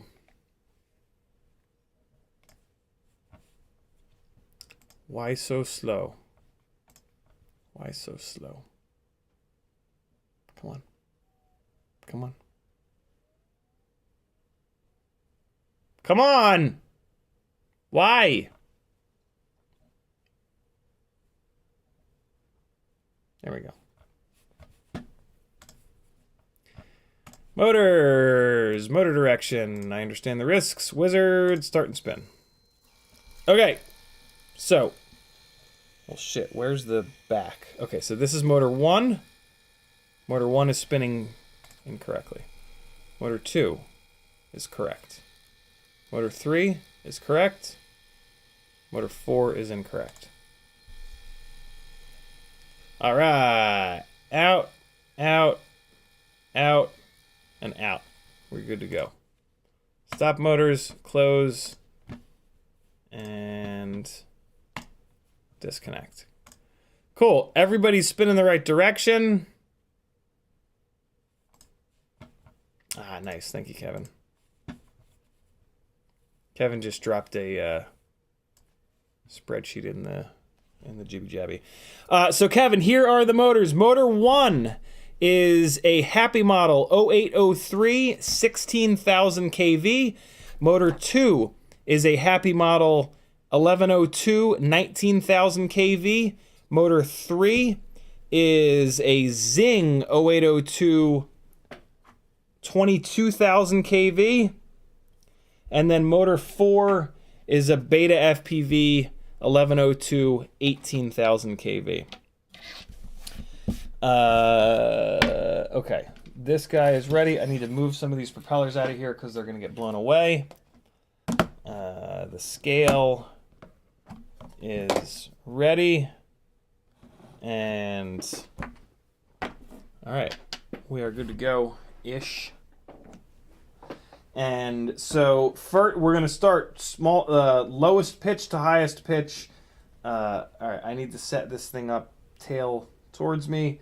So the first thing we're going to do are biblades. And man, is it weird to put these propellers on upside down.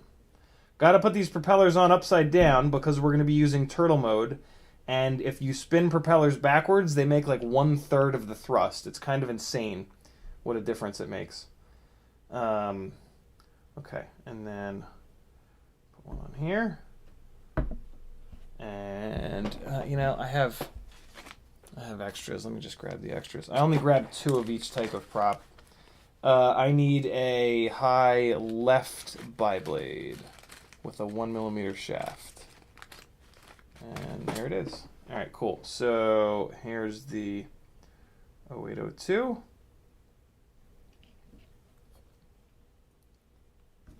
Hold on. This prop hasn't had the top hole wallowed out yet.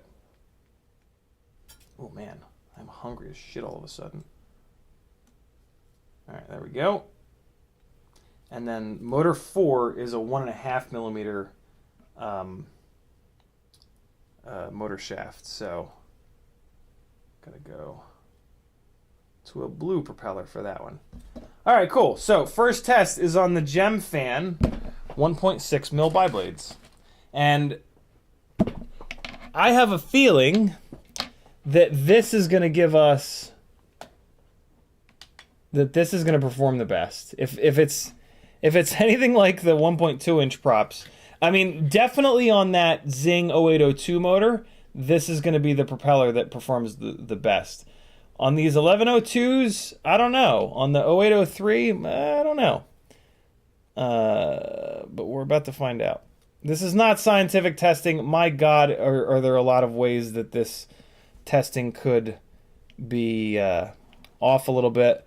But, you know, nobody that has thrust stands are testing any of these things, so this is what we got. This is better than nothing, that's for damn sure.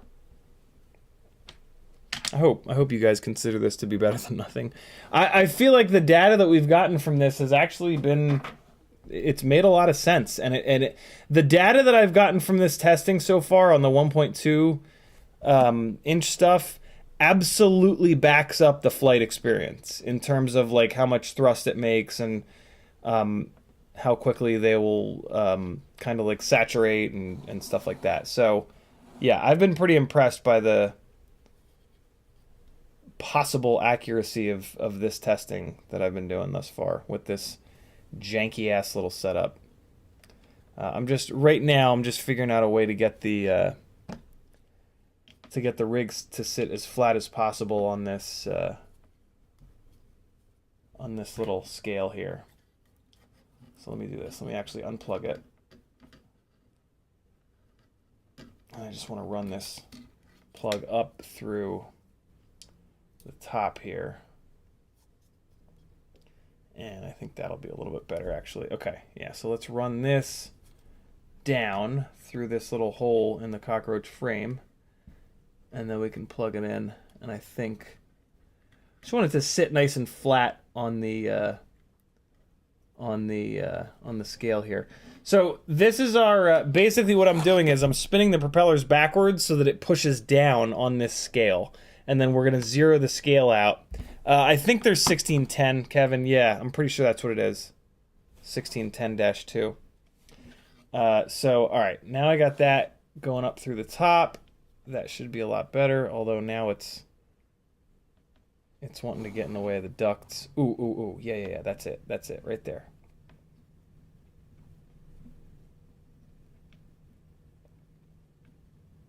It's actually not any better. Having it go through like that. What if I peek this up a little bit? Sorry you guys can't see this, but there's really nothing to see, if I'm honest. I'm just futzing with this. It's easier to do this with the smaller propellers and the Meteor 65 rigs. This cockroach frame does sit flat, which is what's important here. But it's just...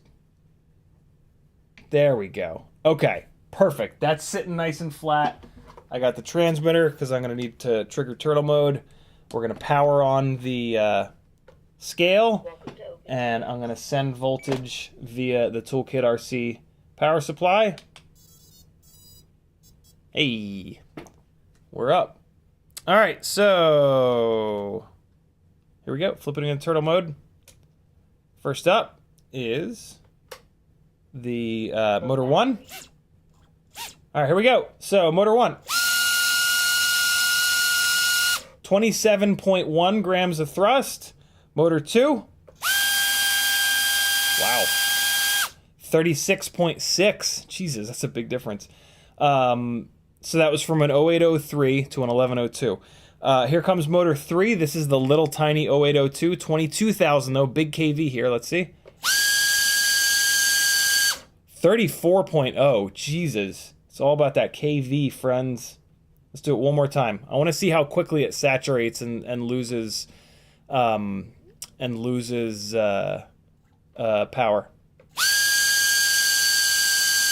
Yeah, much faster. The 0802 very obviously saturates with heat and starts losing power. And now motor 4. 35.2. That's another 1102. 18,000 kV. This is awesome, Kevin. Thank you for doing this. So, Happy Model 0803, 16,000 kV, 27 grams of thrust. So that's the lowest kV. So then we step it up to an 18,000 kV 1102. And we go from 27 grams all the way up to 35 grams. That's kind of wild. That means I would not think that difference in KV is enough on its own to produce that much of a difference in thrust. What I think is going on there is that the 1102 has significantly more stator volume than the 0803. And so that coupled with the difference in KV is why we're seeing such a big jump. Especially, and we can especially look at that when we go from the BetaFPV 1102 18,000 to the Happy Model 1102 19,000, and we only go from 35.2 grams of thrust up to 36.6 grams of thrust. Those two motors have the same stator volume, but there's a 1,000 kV difference between the two of them. And that's where we get an extra 1.5 grams of thrust versus that 0803 is all the way down at 27.1. So that makes a lot of sense. And then the Zing did really well here, man. 0802, tiny little stator volume, but 22,000 kV, and it fired all the way up to 34 grams of thrust. But the 0802 would not... Maggie's taking a picture of me. Don't shame me! How dare you! Just getting a different angle. Yeah, the 0802s would probably not last very long. Because I was able to see the grams of thrust drop so quickly, this 0802 on this big draggy propeller, it would definitely be at its limit. It might actually be okay, but it would be at its limit. You wouldn't want to race with it. You would want to do freestyle where you're kind of blipping the throttle. Yeah, rather than like laying into the throttle. So I'm going to keep this plugged in, and I'm just going to use the alligator clips every single time. So now we're going to switch to a different set of props here and fire this thing back up. So that's our sort of control on biblades, and now we get to see what the hell happened. So when we did this same sort of testing on 65mm whoops, what happened at this point is we stopped making more power. Like the triblades and the quadblades they just didn't make much extra power. They made, in some cases, like half a gram or maybe like 1 gram extra. But that's, with this shitty little test rig that we have here, that is really like within the realm of noise.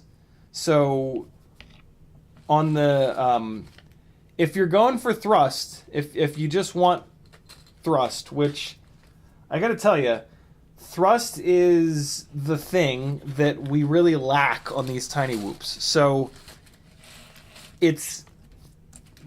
you can fix a lot of the flight performance problems on a tiny whoop by just making more power. It's kind of unbelievable. We don't want quad blades yet. We're gonna go to triblades now. Yeah, it's kind of nutty, and you're gonna kind of see that. I am gonna run these. I didn't run the 1.2-inch Azi props because they're just too goddamn fragile. I am gonna run the Azi props on these in this 1.6-inch, mainly because with these 75mm rigs, you're much more likely to be building like a long-range cruiser, or something that's just not going to get thrashed as bad. These Azi props are absurdly fragile. I need a high left. I need another high left. And I really don't recommend them on any tiny whoop that's ever going to get crashed. They're just going to bend all up, and they're just kind of a nightmare. They're hard to get on. They're hard to get off. But on these, on these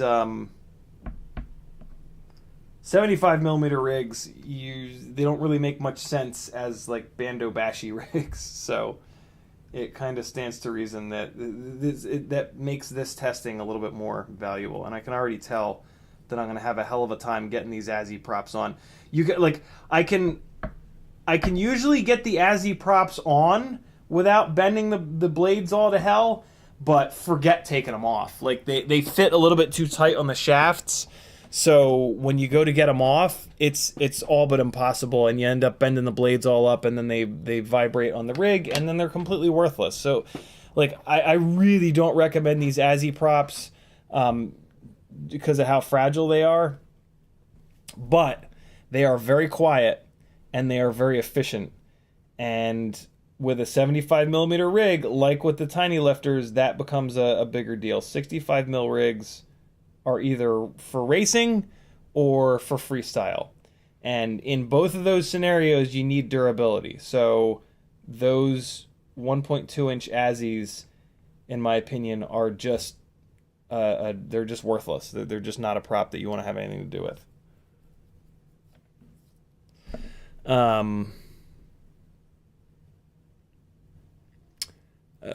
David Tavares says, what's your take on the HD0 goggles? I've not had a good... HD0 doesn't make any sense to me. The goggles look great, but HD0... I can't find a single use other than racing where HD0 makes any sense. Somebody asked me about an hour ago. If you want, you can go back, and I really got into it. But WamFPV says, check your text messages. I bought a boat. Wam, was that you that text messaged me with the NC, the picture of the NC? If so, I tried to reply back. I don't know if it worked. But yeah, man, that looks great with those RPF ones, man. Congrats. That's a score. For sure. It's a joke in the Miata community that the 3rd gen NC Miata is heavier, so it gets called a boat. Scott Milano says, is it worth looking at current draw as well? It would be if there was a way to do that. I'm using turtle mode, and with turtle mode, you don't get anything. There's just no way to look at current draw. I can kind of look at it on the Toolkit RC charger, but I don't really trust it all that much. All right, here we go. Azi triblades, motor 1. Come on now. Low Here we battery. go. Hold on. All right, here we go. I saw 30.5. Motor 2. Jesus. 41.2. Good lord, that's making some power now. Motor 3. Oh, hold on. Yep, there we go. Motor 3.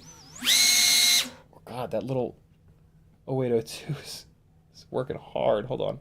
It was rotating off the thing. Hold on, I gotta tear this out. Where the hell's motor 3? There's motor 3. I saw 26.0. Good lord, is it saturating quickly now, though. I'm going to cook this motor, I'll bet. And then motor 4. 41.4. So Azi man, yeah. So here's what I'm talking about, man. The Happy model and the BetaFPV 1102s are like right on top of each other, and that means that this ridiculous little like prone to problems rig is actually like kind of producing really decent results, which is wild. I'm gonna hit that one again. 42.2, and I'm gonna hit the other 1102 again. 40.6. Interesting. Again, though, any variation within a gram or two, and it's just we gotta blame it on this rig. Basically, what the major source of inaccuracy on this setup is that the rig has to sit flat on the panel of the scale here. And when I fire these motors up on the 65mm rigs, it wasn't that bad, but on this 75mm rig, the frame moves. And when the frame moves, it's gonna load or unload a little bit more or less. So yeah, this testing is gonna be a little bit less accurate than on the 65mm rigs, but I mean, we're seeing some pretty good numbers here.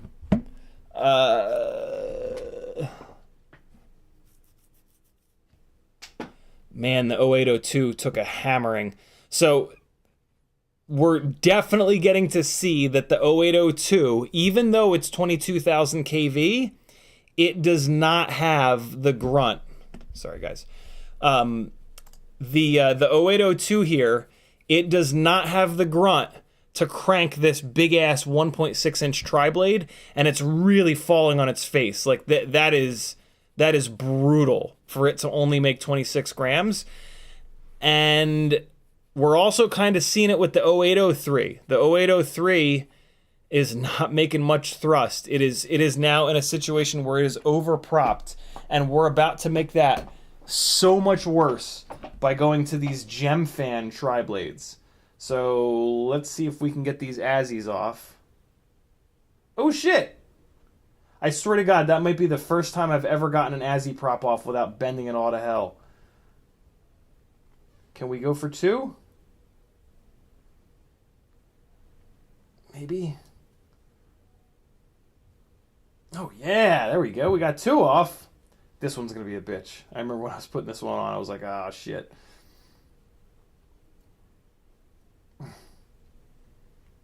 Come on. Come on for there.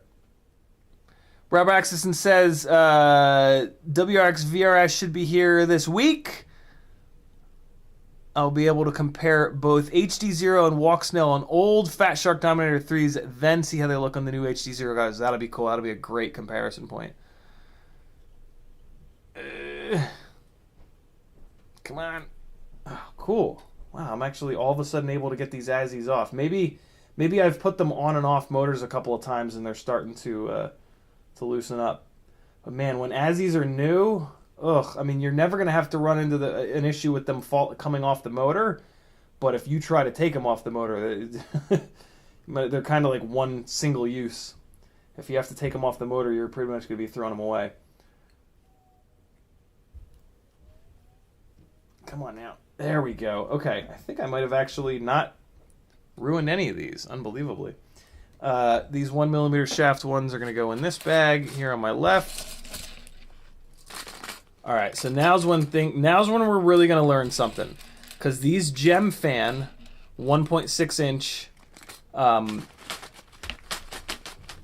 so I guess we have to call all of these Gemfans like the V1s, because we've now got, hey, I can show them to you.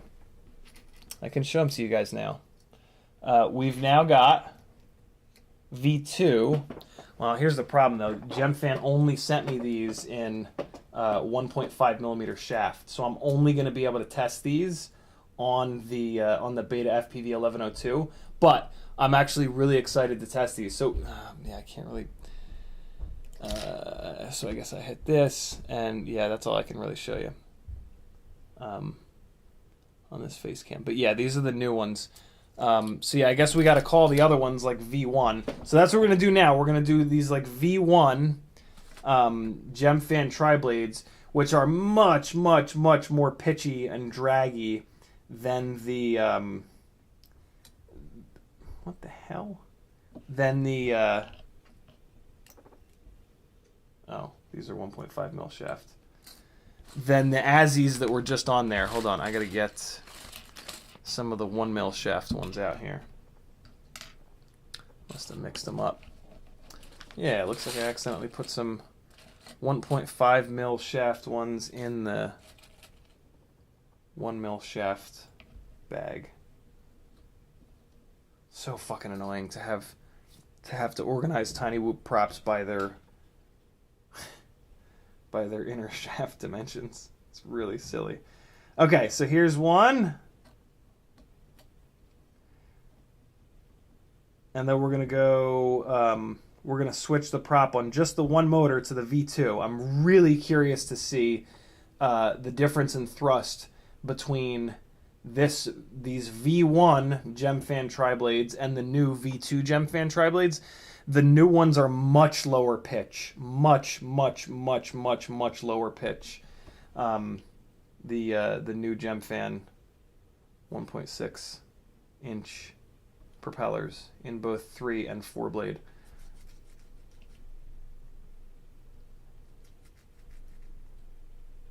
All right, that's close enough. That prop is going to be a bitch to get off of here.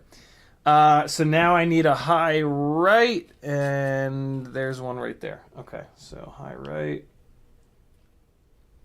It is such a mind fuck to put these props on upside down. I don't know why. It's really weird.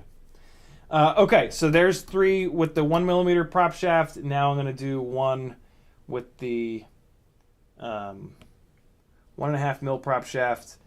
And then on just this motor, we're going to switch to the new Protoype. Sorry guys. Protoype triblade. And we'll just get a number for this one motor, but that's okay. That's totally fine. So that's a high right. So yeah, we're gonna put this on. I'm gonna put this on. I'm gonna pick it up off the thrust stand and swap this on, and we'll just do a quick test on this one, because that's the only motor that I have on here that's a 1.5mm shaft. Makes sense? Everybody still with me? Kevin Sumner says, any idea what pitch those Azis are? No clue whatsoever. Nobody has ever. I've never seen a spec on the pitch of the Azis, which is a shame. Okay, so putting the rig on the scale, grabbing the alligator clips, clipping the alligators to the wires. Old Chompy boy, number 1. Chompy boy, number 2. Okay, cool. So let me just get this kind of situated here to where we're not pulling down on the rig. There we go. Okay, good. That's looking good. And powering up the scale, powering up the power supply. Transmitter is on. Here we go. And scale is zeroed. All right, motor 1. This is with the Gemfan triblade V1s. They're super, super, super pitchy. Figure it out in a minute. Motor 1, 0803. 27.0. It's overpropped. Yep, just like we were talking about. Motor number 2.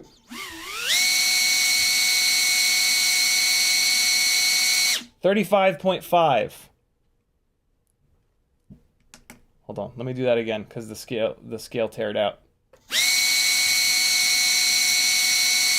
35.0. All right, motor 3. We might kill this motor. Here we go. Hold on, it's moving around in the scale. I need to tear the scale out.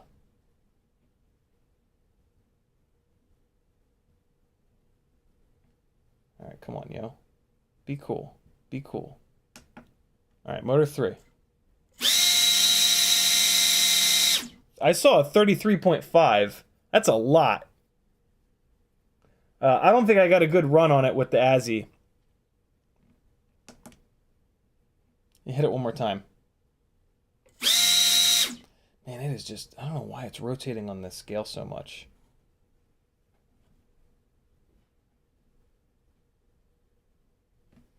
Try this again.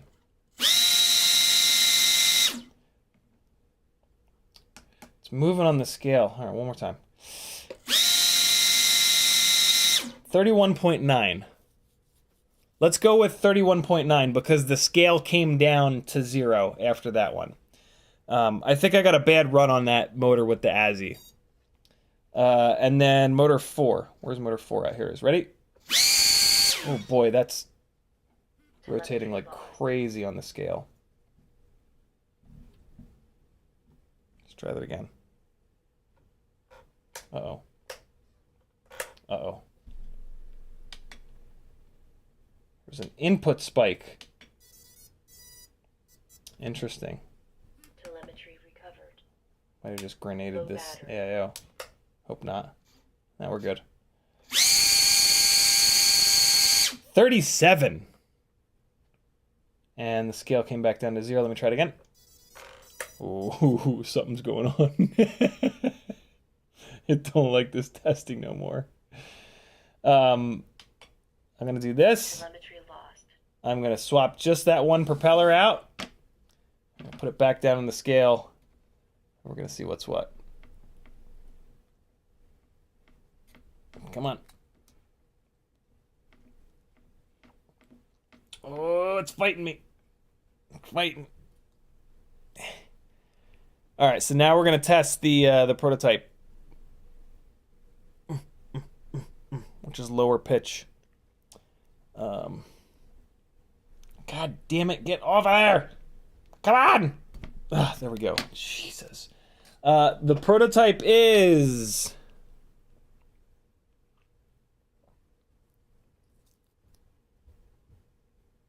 1608. And unfortunately, I can only test it on this one motor, but I bet you this makes more thrust. Ready? Here we go. It's going to make more thrust. Even though it's significantly lower pitch. Maybe. Here we go. Powering it up. Zeroing the scale. RSI low.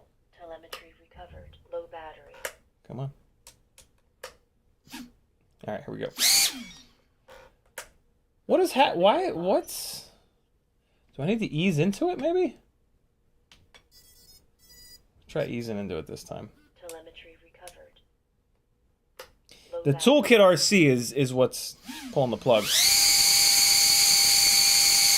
38.8. Telemetry lost. Yeah, interesting. Toolkit RC is pulling the plug. 38.8. Yeah, it made a little bit more thrust. Not that much more, but a little bit more. 38.8. Very cool. I want to hit it one more time, though.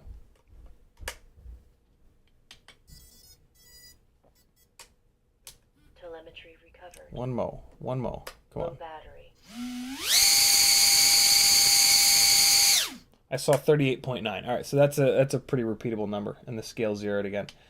Cool. So that's with all the tri-blades. Let me unplug these alligator clips. Interesting that it feels like we're starting to get to the limit of the Toolkit RC charger for some reason. I wonder what's getting an input spike. That's weird. Okay, so what are we seeing here?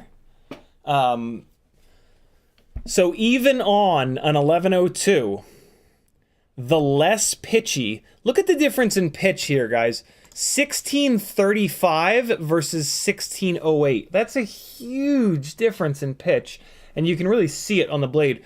So yeah, this is such a great example right here of overpropped versus not so overpropped. And now we're going to go to quad blades, and we're going to see this happen even more.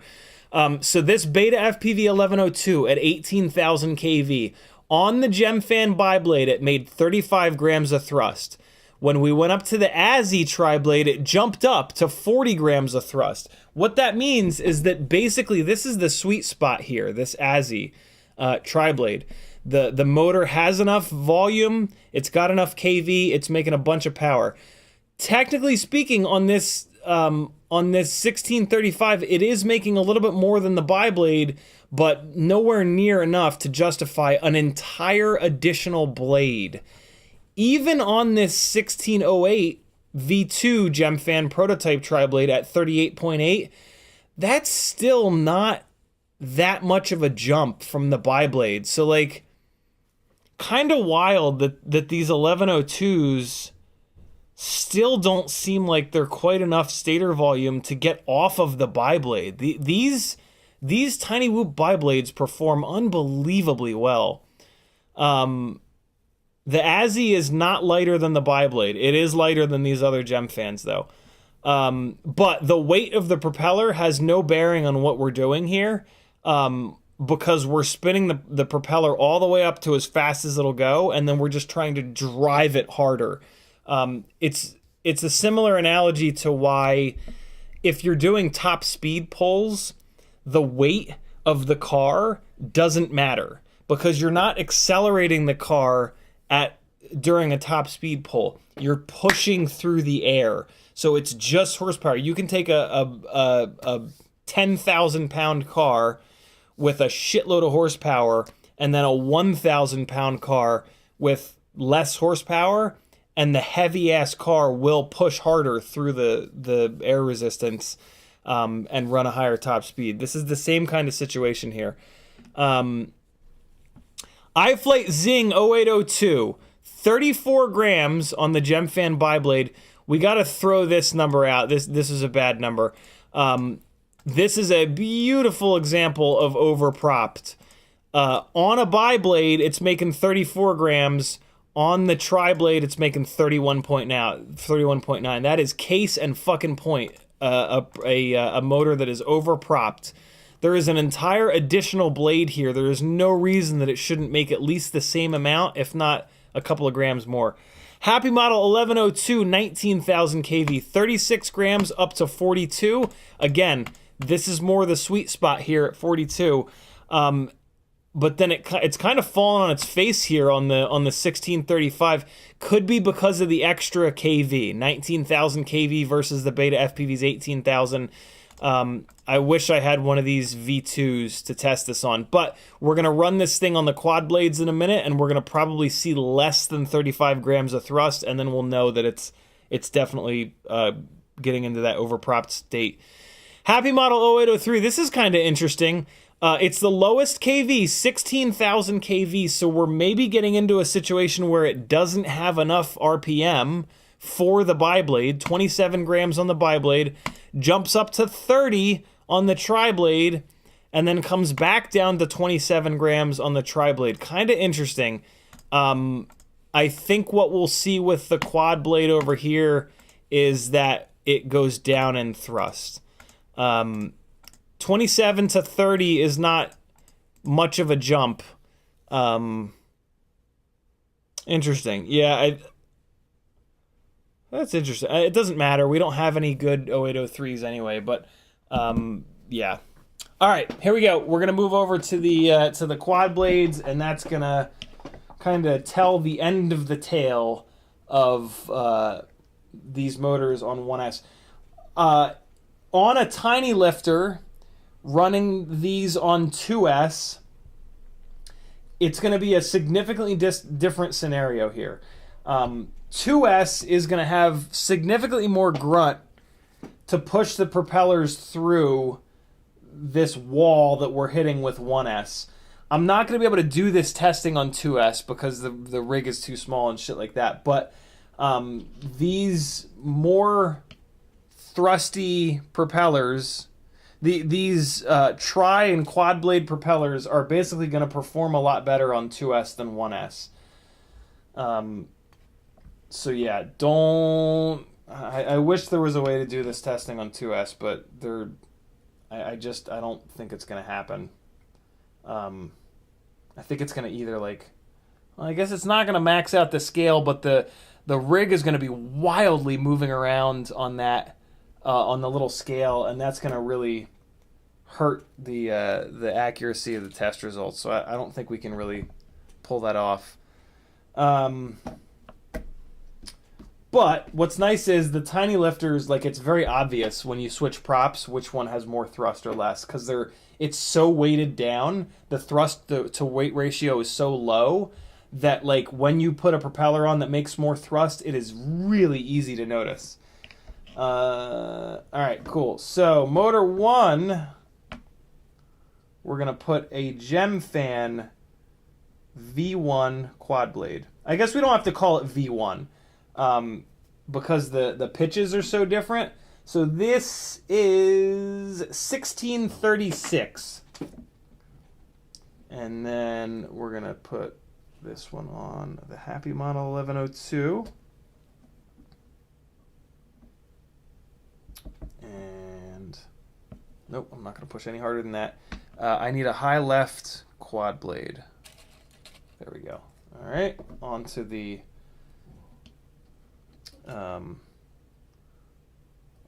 Zing 0802. Oops, I put it on right side up. All right. Okay, I'm not going to push that one down any further because I can feel it wanting to hang up. And then we need a high right 1.5 millimeter shaft, and then we're going to test the lower pitch quad blade as well.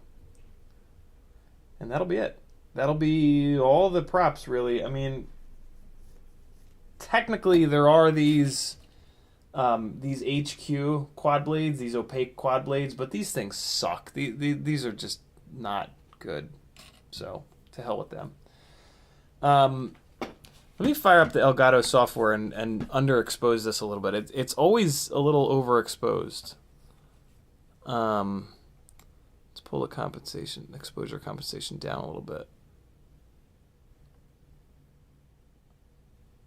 Let's do one stop down.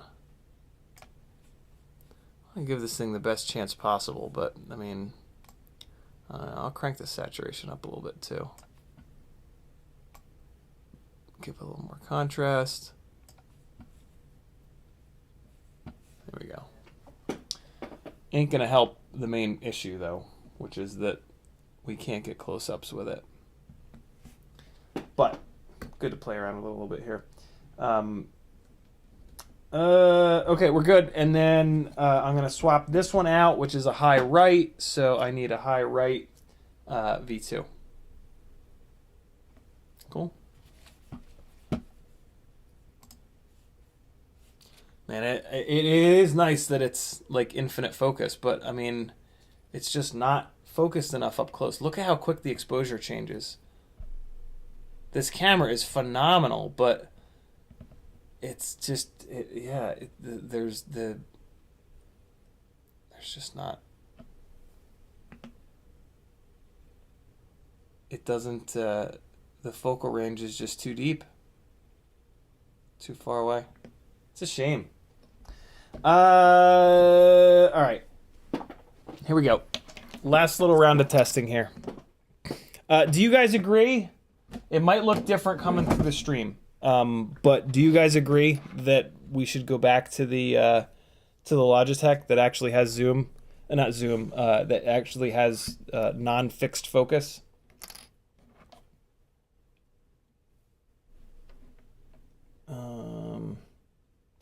So yeah, whoever got me this Elgato face cam, thank you so much. Like it was very, very, very cool of you. But I did save the box. Maybe there's a little gift receipt in there. Or if you just want to reach out to me, we can figure it out. 661 says, are you not testing EX0802 25,000s on 40mm? I am not. 0802s are just not at home on these big ass propellers. It's a bit much for them. We're testing a weird setup of motors, but this is more propeller testing today than it is motor testing, if I'm honest. But we're learning a lot about both, actually, so this is all super interesting data. And yeah, we can kind of extrapolate this data into talking about that afterwards. Let's just get this last round going.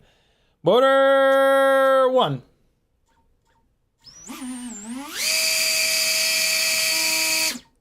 I saw 28.0, I think. Let me do it again. 26.8. Motor 2. Oh god, it's rotating on there a lot. Hold on. All right, motor 2. Stop rotating so much. What are you doing? When it rotates on the scale, it really plays havoc on the numbers.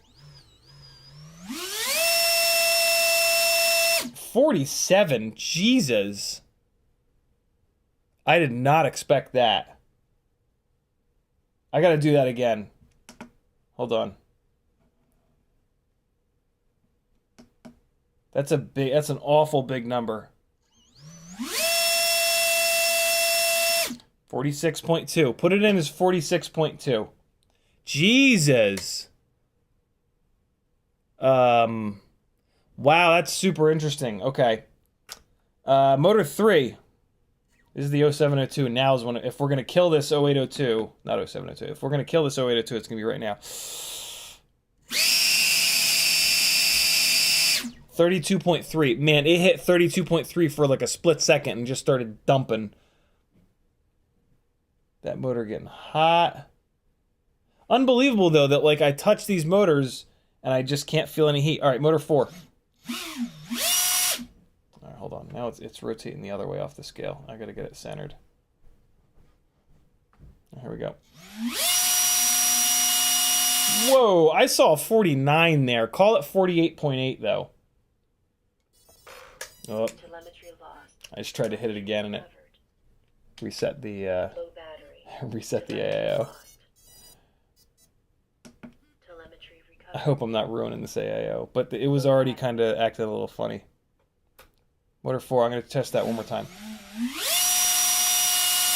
Yeah, 48.8 is the right number. It just threw like a 47.9, but the 48.8 is fine. Wow, those are big numbers, yo. Those are big numbers. And the scale was off. Yeah, so go with that 48.8. Geez, that I did not expect that. Let's power this down. And I'm gonna swap on the lower pitch quad blade. And this will actually be really telling how this lower pitch quad blade does.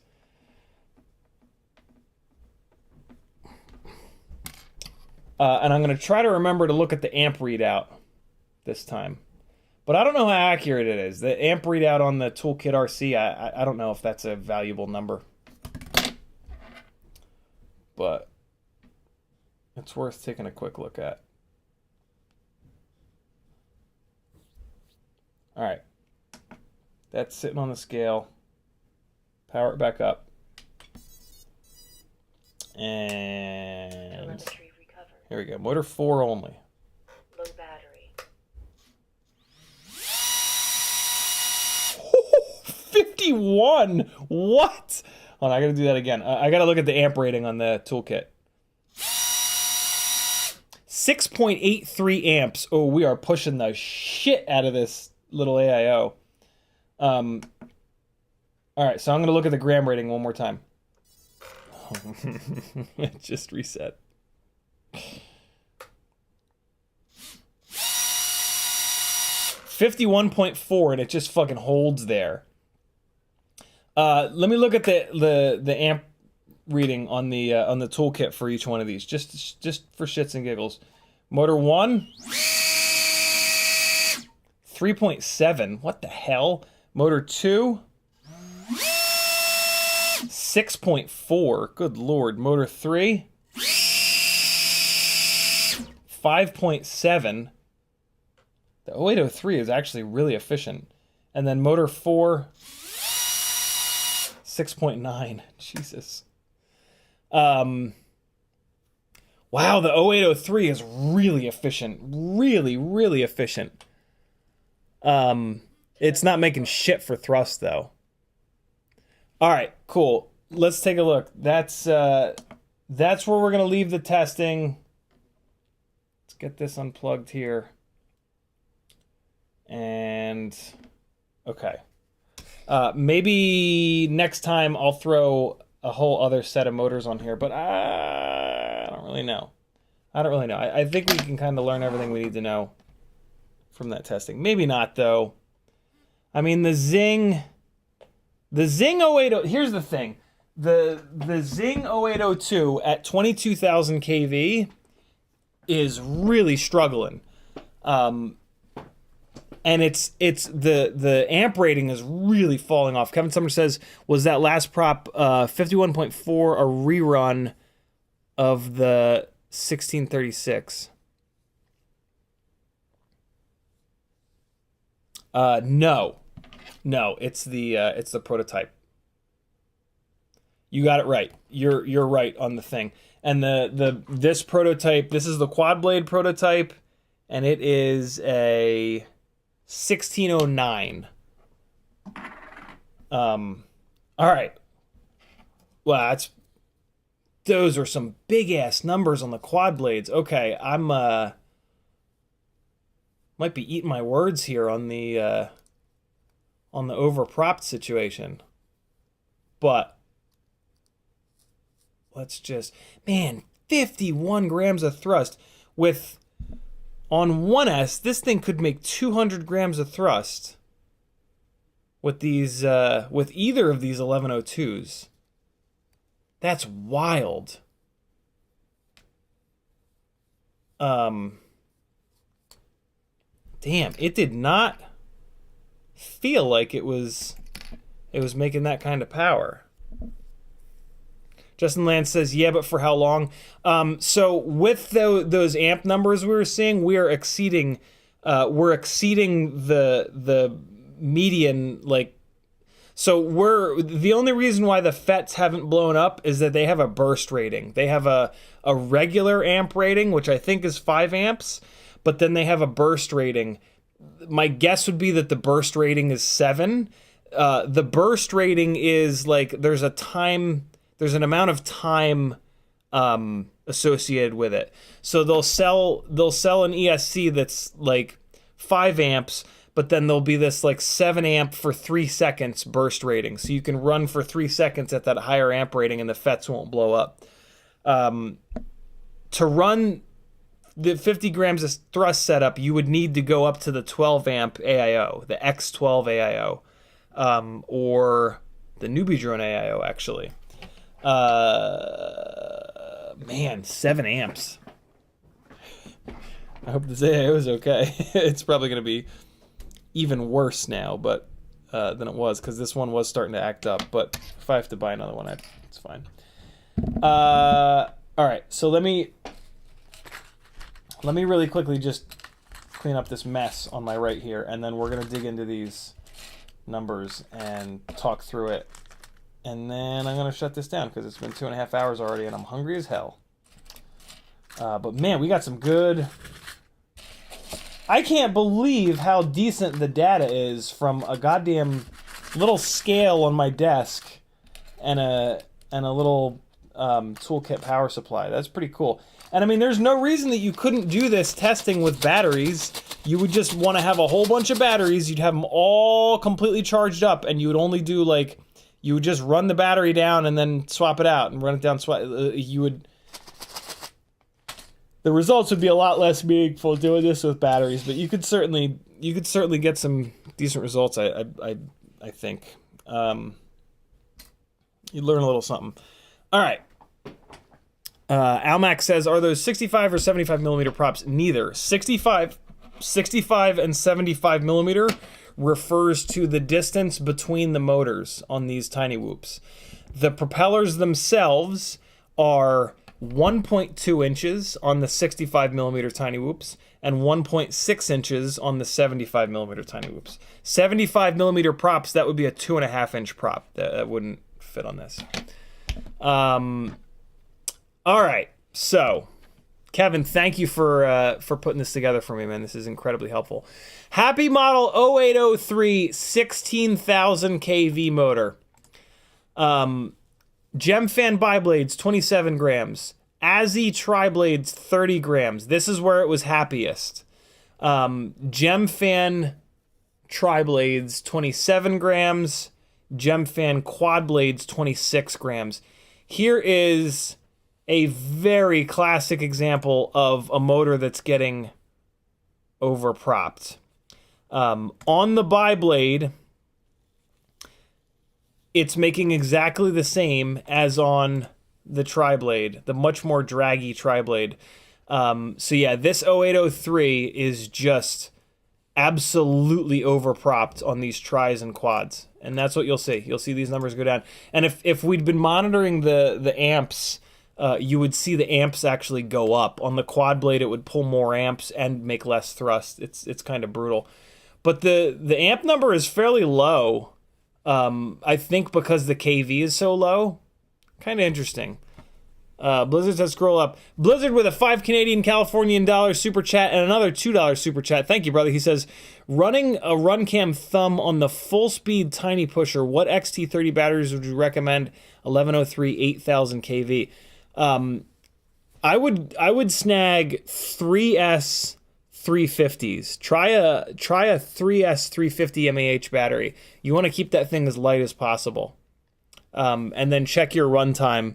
And if you need more runtime, you go up in kV. But 8000 kV is probably not going to be enough RPM for 2S.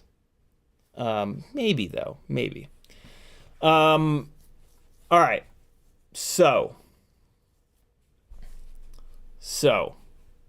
there aren't really any good 0803s, so whatever. Happy model 1102 did shockingly well. I wish I could put this lower pitch quad blade on it. So we go on the biblade from 36 grams to 46 to 42 on the Azi triblades. But I think this is weird. It's weird that this number is so low here, and then that this number is so high. I think what we're seeing here is that these Gemfan V1 1635 triblades suck. It's the only thing I can think of. I mean, they're performing terrible on all of these.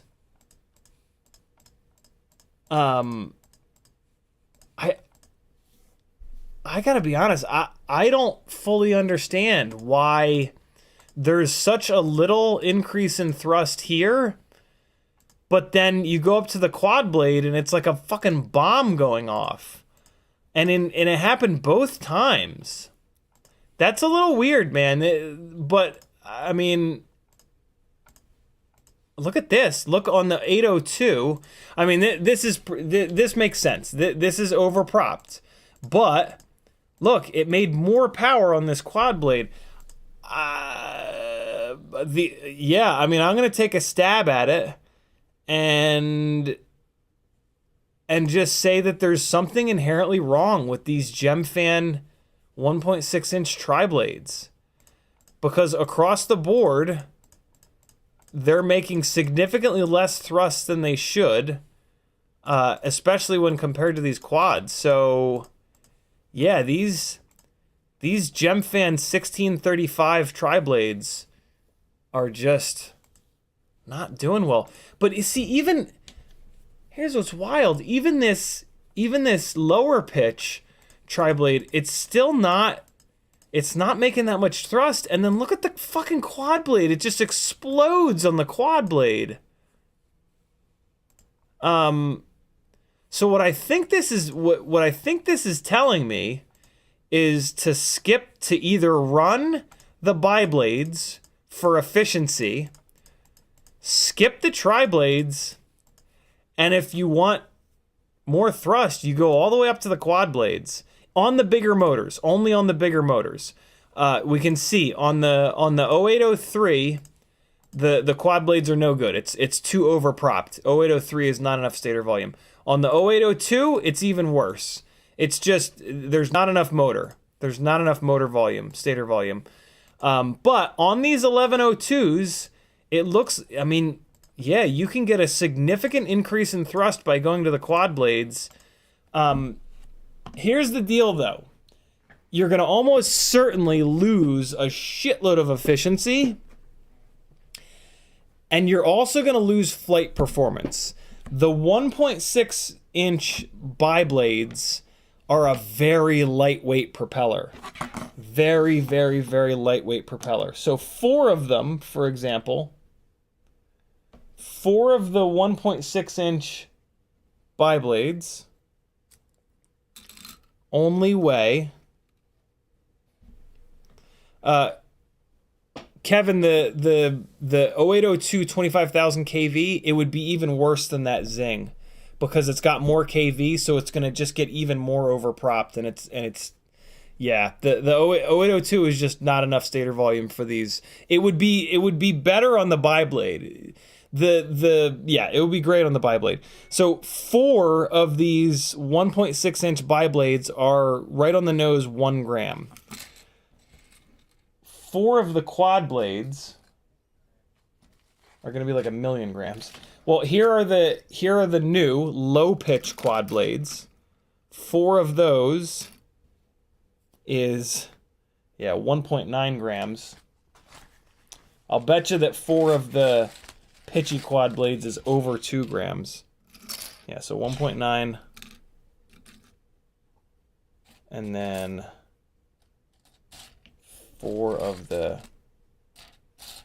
Do I not have another quad blade in here? Get the fuck out of here. Come on now.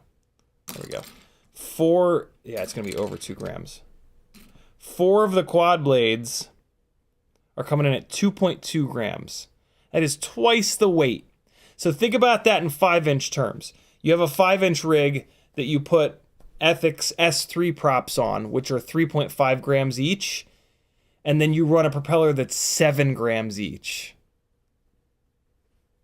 And now it's up to 2.3 grams. They're getting heavier.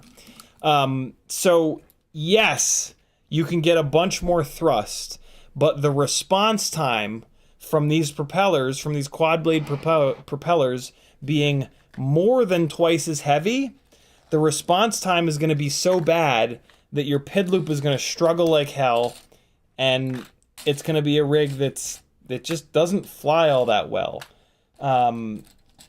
So, and that, that is what I noticed when I built up the Mobula 7 last week or the week before, and I put it on these Protoype quad blades. I didn't really notice that it didn't really scream, I'm making a lot more power, but I definitely noticed the PID loop and the flight performance was suffering quite a bit. And yeah, that's pretty important. So for me, that's a little bit of a deal breaker. Basically, what I got out of this testing is that the biblades win. just like with the 1.2 inch props. I am very disappointed with this right here. I'm a little confused. I'm a little confused as to why these triblades perform so poorly. Because what's cool about the triblades is that they blur the lines between the quad blades, which are too heavy for good flight performance, and the biblades, which you could argue don't make enough thrust. So, I mean, of course, the Azi tries, like, they did pretty well, but they didn't even do that well. Like, from 35 to 40, like, that's not enough of a jump. Man, the biblades are fucking outrageously good.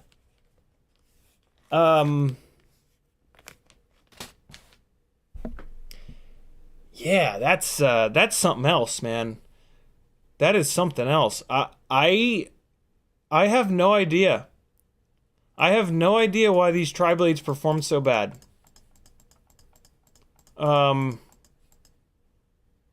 That's very strange.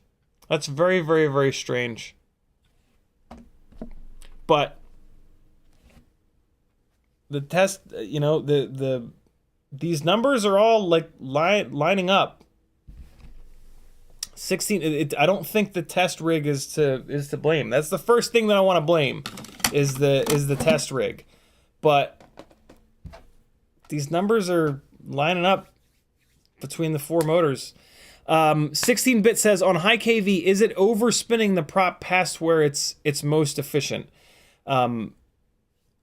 It doesn't necessarily work like that. It basically, what happens is if the KV is too high, it doesn't overspin it. It spins the propeller to the highest RPM that the stator volume will allow. And then as you push the throttle farther, the additional amps just turn into heat. And we can see that with the 0802.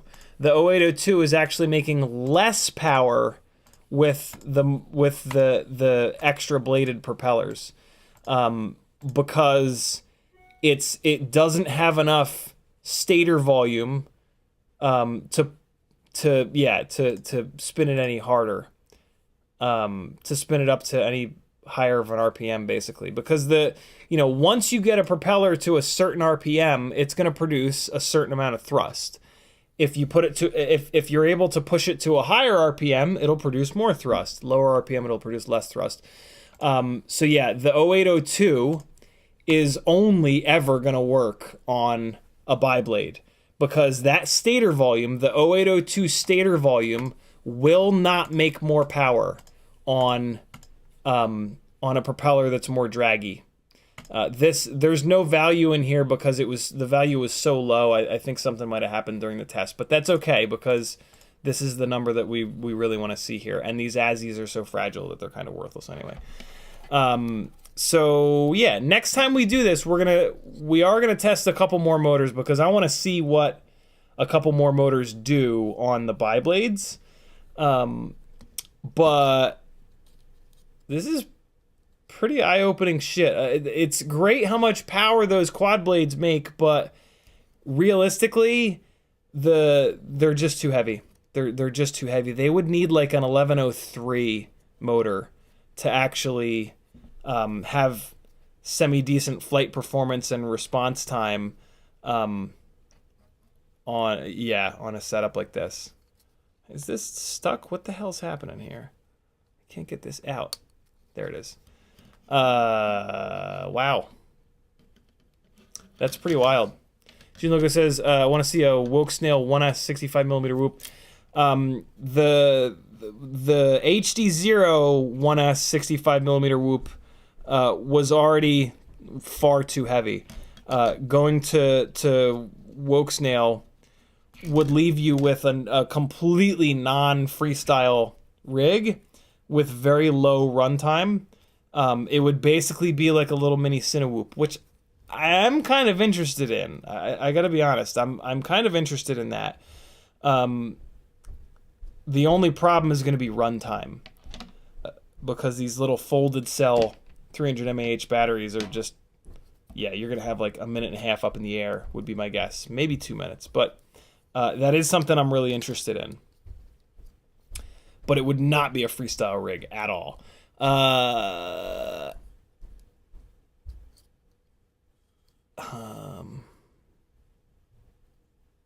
are we at here?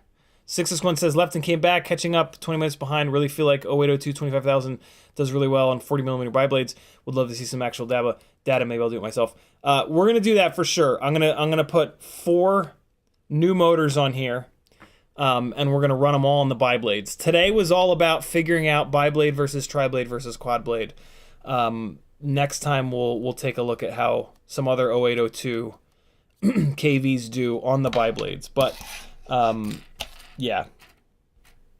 Today was all about kind of debunking that that these I'm so confused as to why the triblades did so bad. I don't understand. I don't know. But this kind of told me everything I wanted to know about stator size, which is great. 0802 is way too small for anything other than a biblade.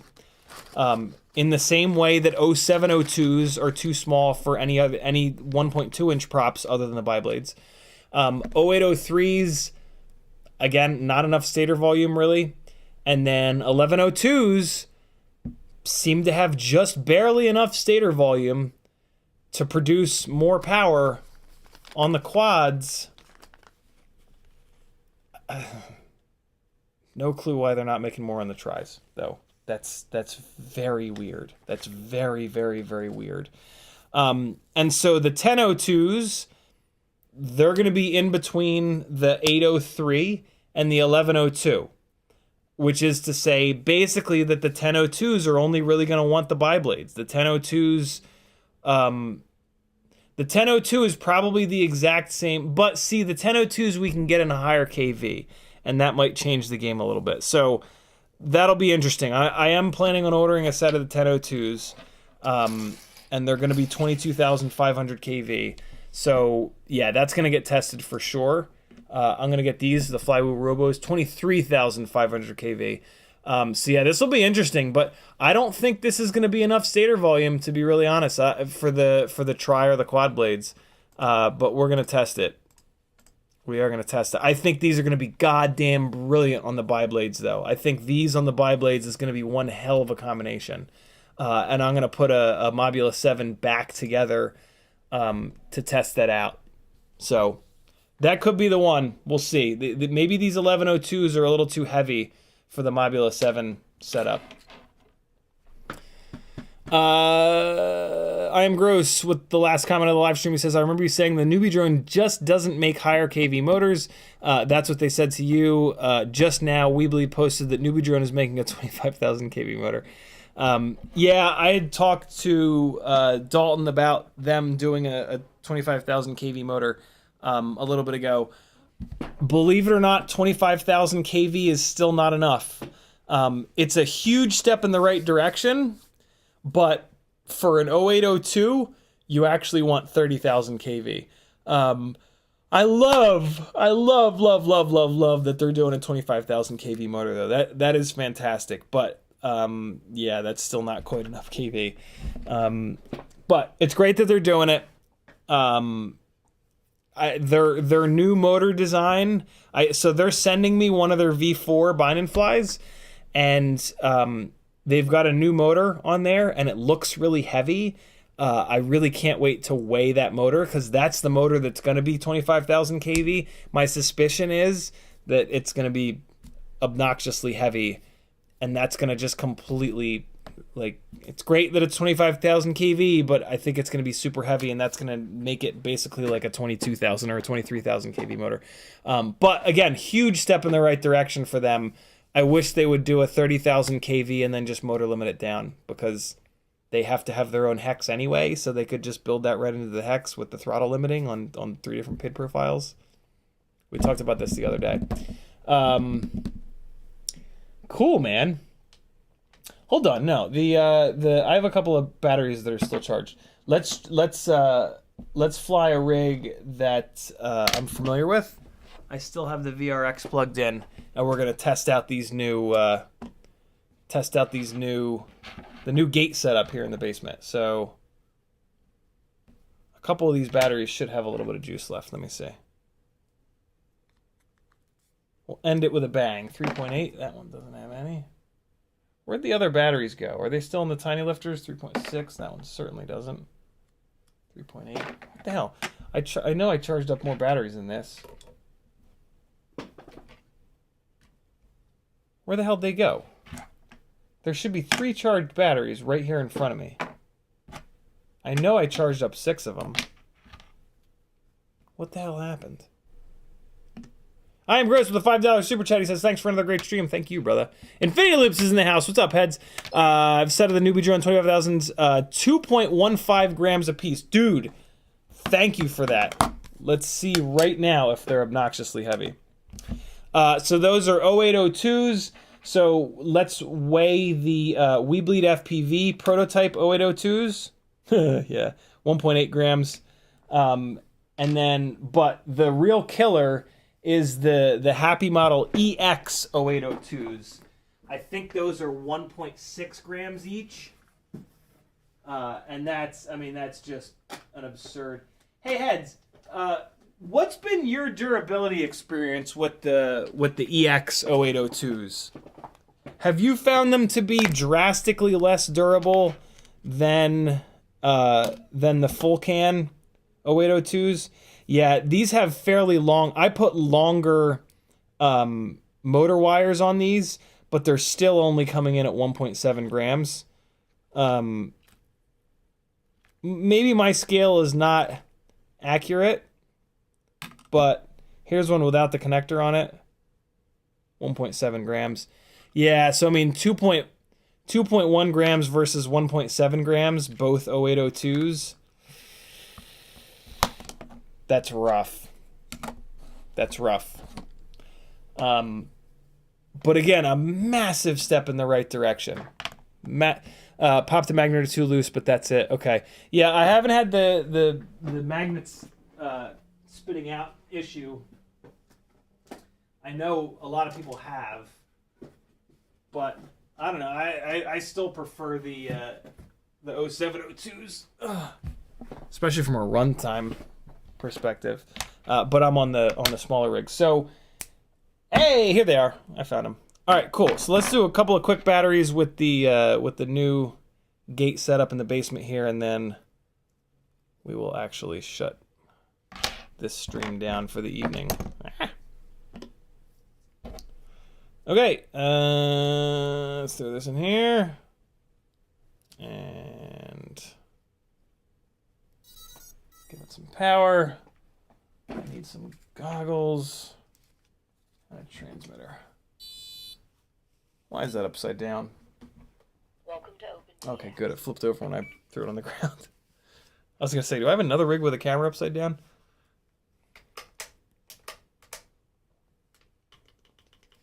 Michael D says, for the Hero 11 Mini, I came across an iFlight power supply cable for GoPro. It plugs into the balance leads to a USB support. Yeah, USB-C. Yeah, those things are great. That little thing saved my ass on a gig at one point when the, oh, what the hell? When the, what? Where are you? Did that really fall down behind it? My Hero 8 just stops powering up off the battery for no reason. That little iFlight cable is awesome. Really, really nice to have. I don't, I'm always like tempted to run it all the time and save the weight of the battery, but I hate the idea of having those wires hanging out like they are.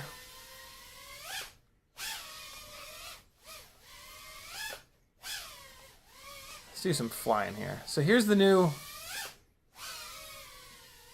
I think I'm digging the new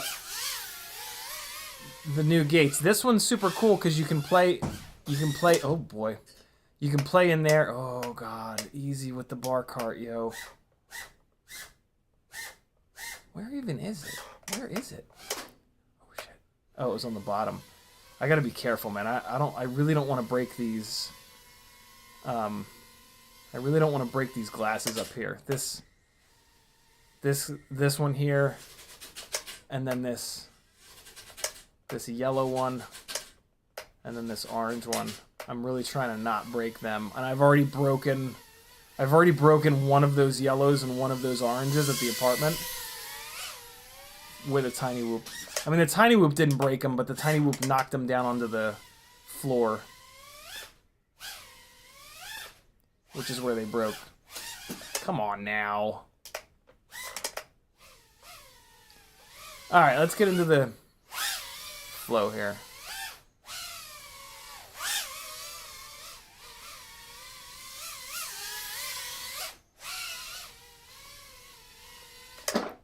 Hold on. Let's get some music going. Let's do this properly. Let's do this right. Send you guys out of here for the rest of your Wednesday night in style. Leaving Gravity. Oh boy. Oh no, I've heard this song 7,000 times. Yeah, no, we've heard this one before too. Nope, we know that one. Alright, maybe this one's cool. Alright, here we go. Let's get some.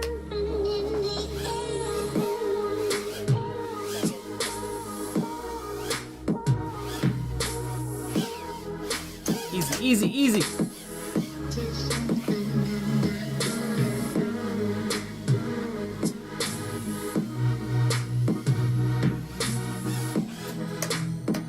There's no fragile stuff on the bottom of the bar cart, so I will be shooting the bar cart bottom gap quite a bit. What the hell is that?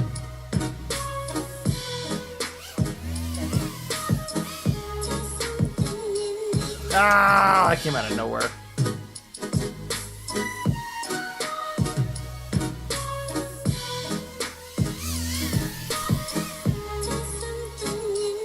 Ah! Uh-oh, this ain't coming out.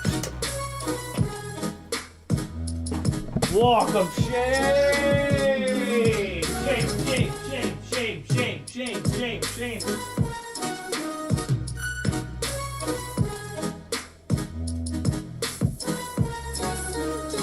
Yeah, I think these new gate spots are here to stay.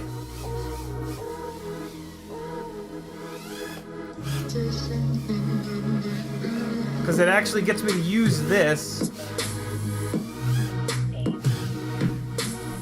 And then this is just hot, being able to go into this cube and then throw it up through that. That's just sexy. And then this is a fun one too. That's a... yeah. Oh. Boy.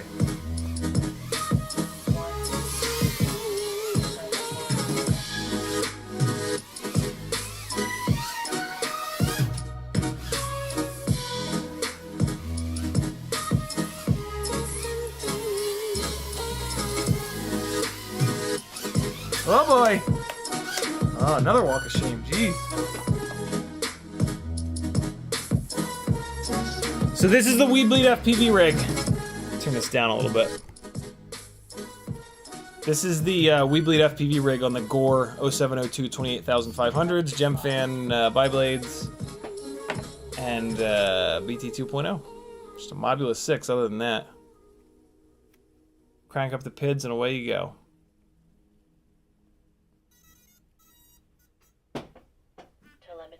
Alright, here we go. Low battery. Let's make something happen. Ah! Ah! Ah! Don't do this. Not like this.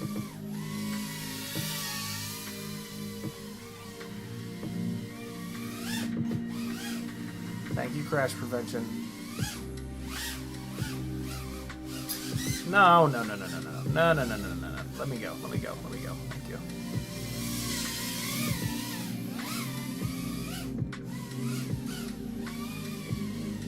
Ah! Idiot. There we go.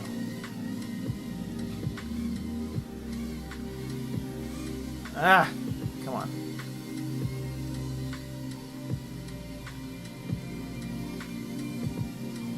There we go.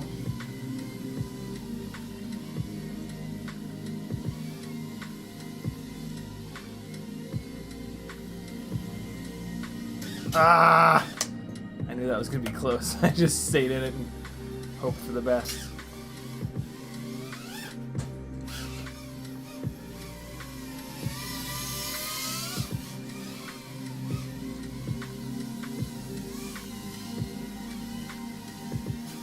Ah!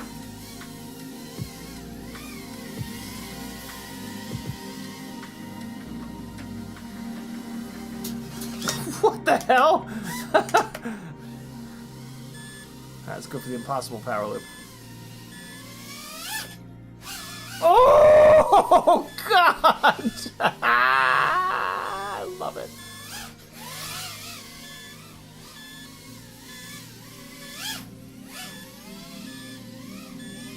Now this is the impossible power loop. Ugh. It's just so goddamn difficult. Okay. Stop it! God damn it, Fat Shark! Why do you do this? Why are your goggles so good, but then the voltage sensing is so bad? Oh, I cut the chair that time. Oh, fuck. Man, that first one was fucking clean, though.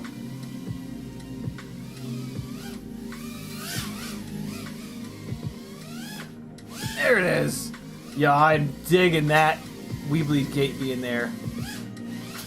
Oh, I missed that one. That was close, though.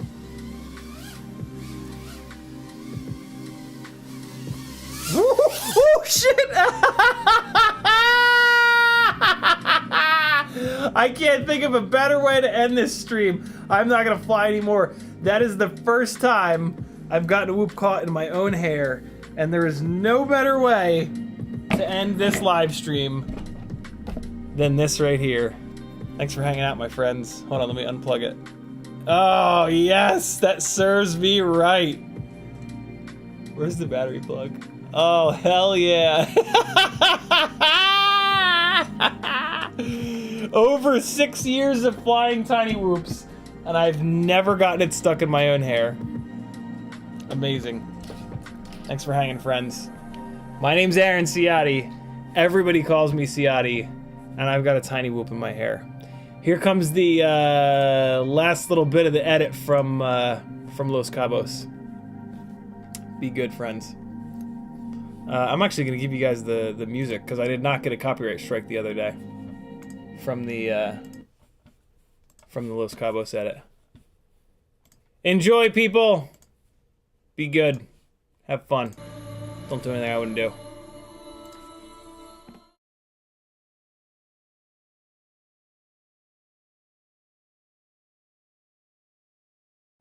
Ah, shit, hold on. There you go. That'll be better.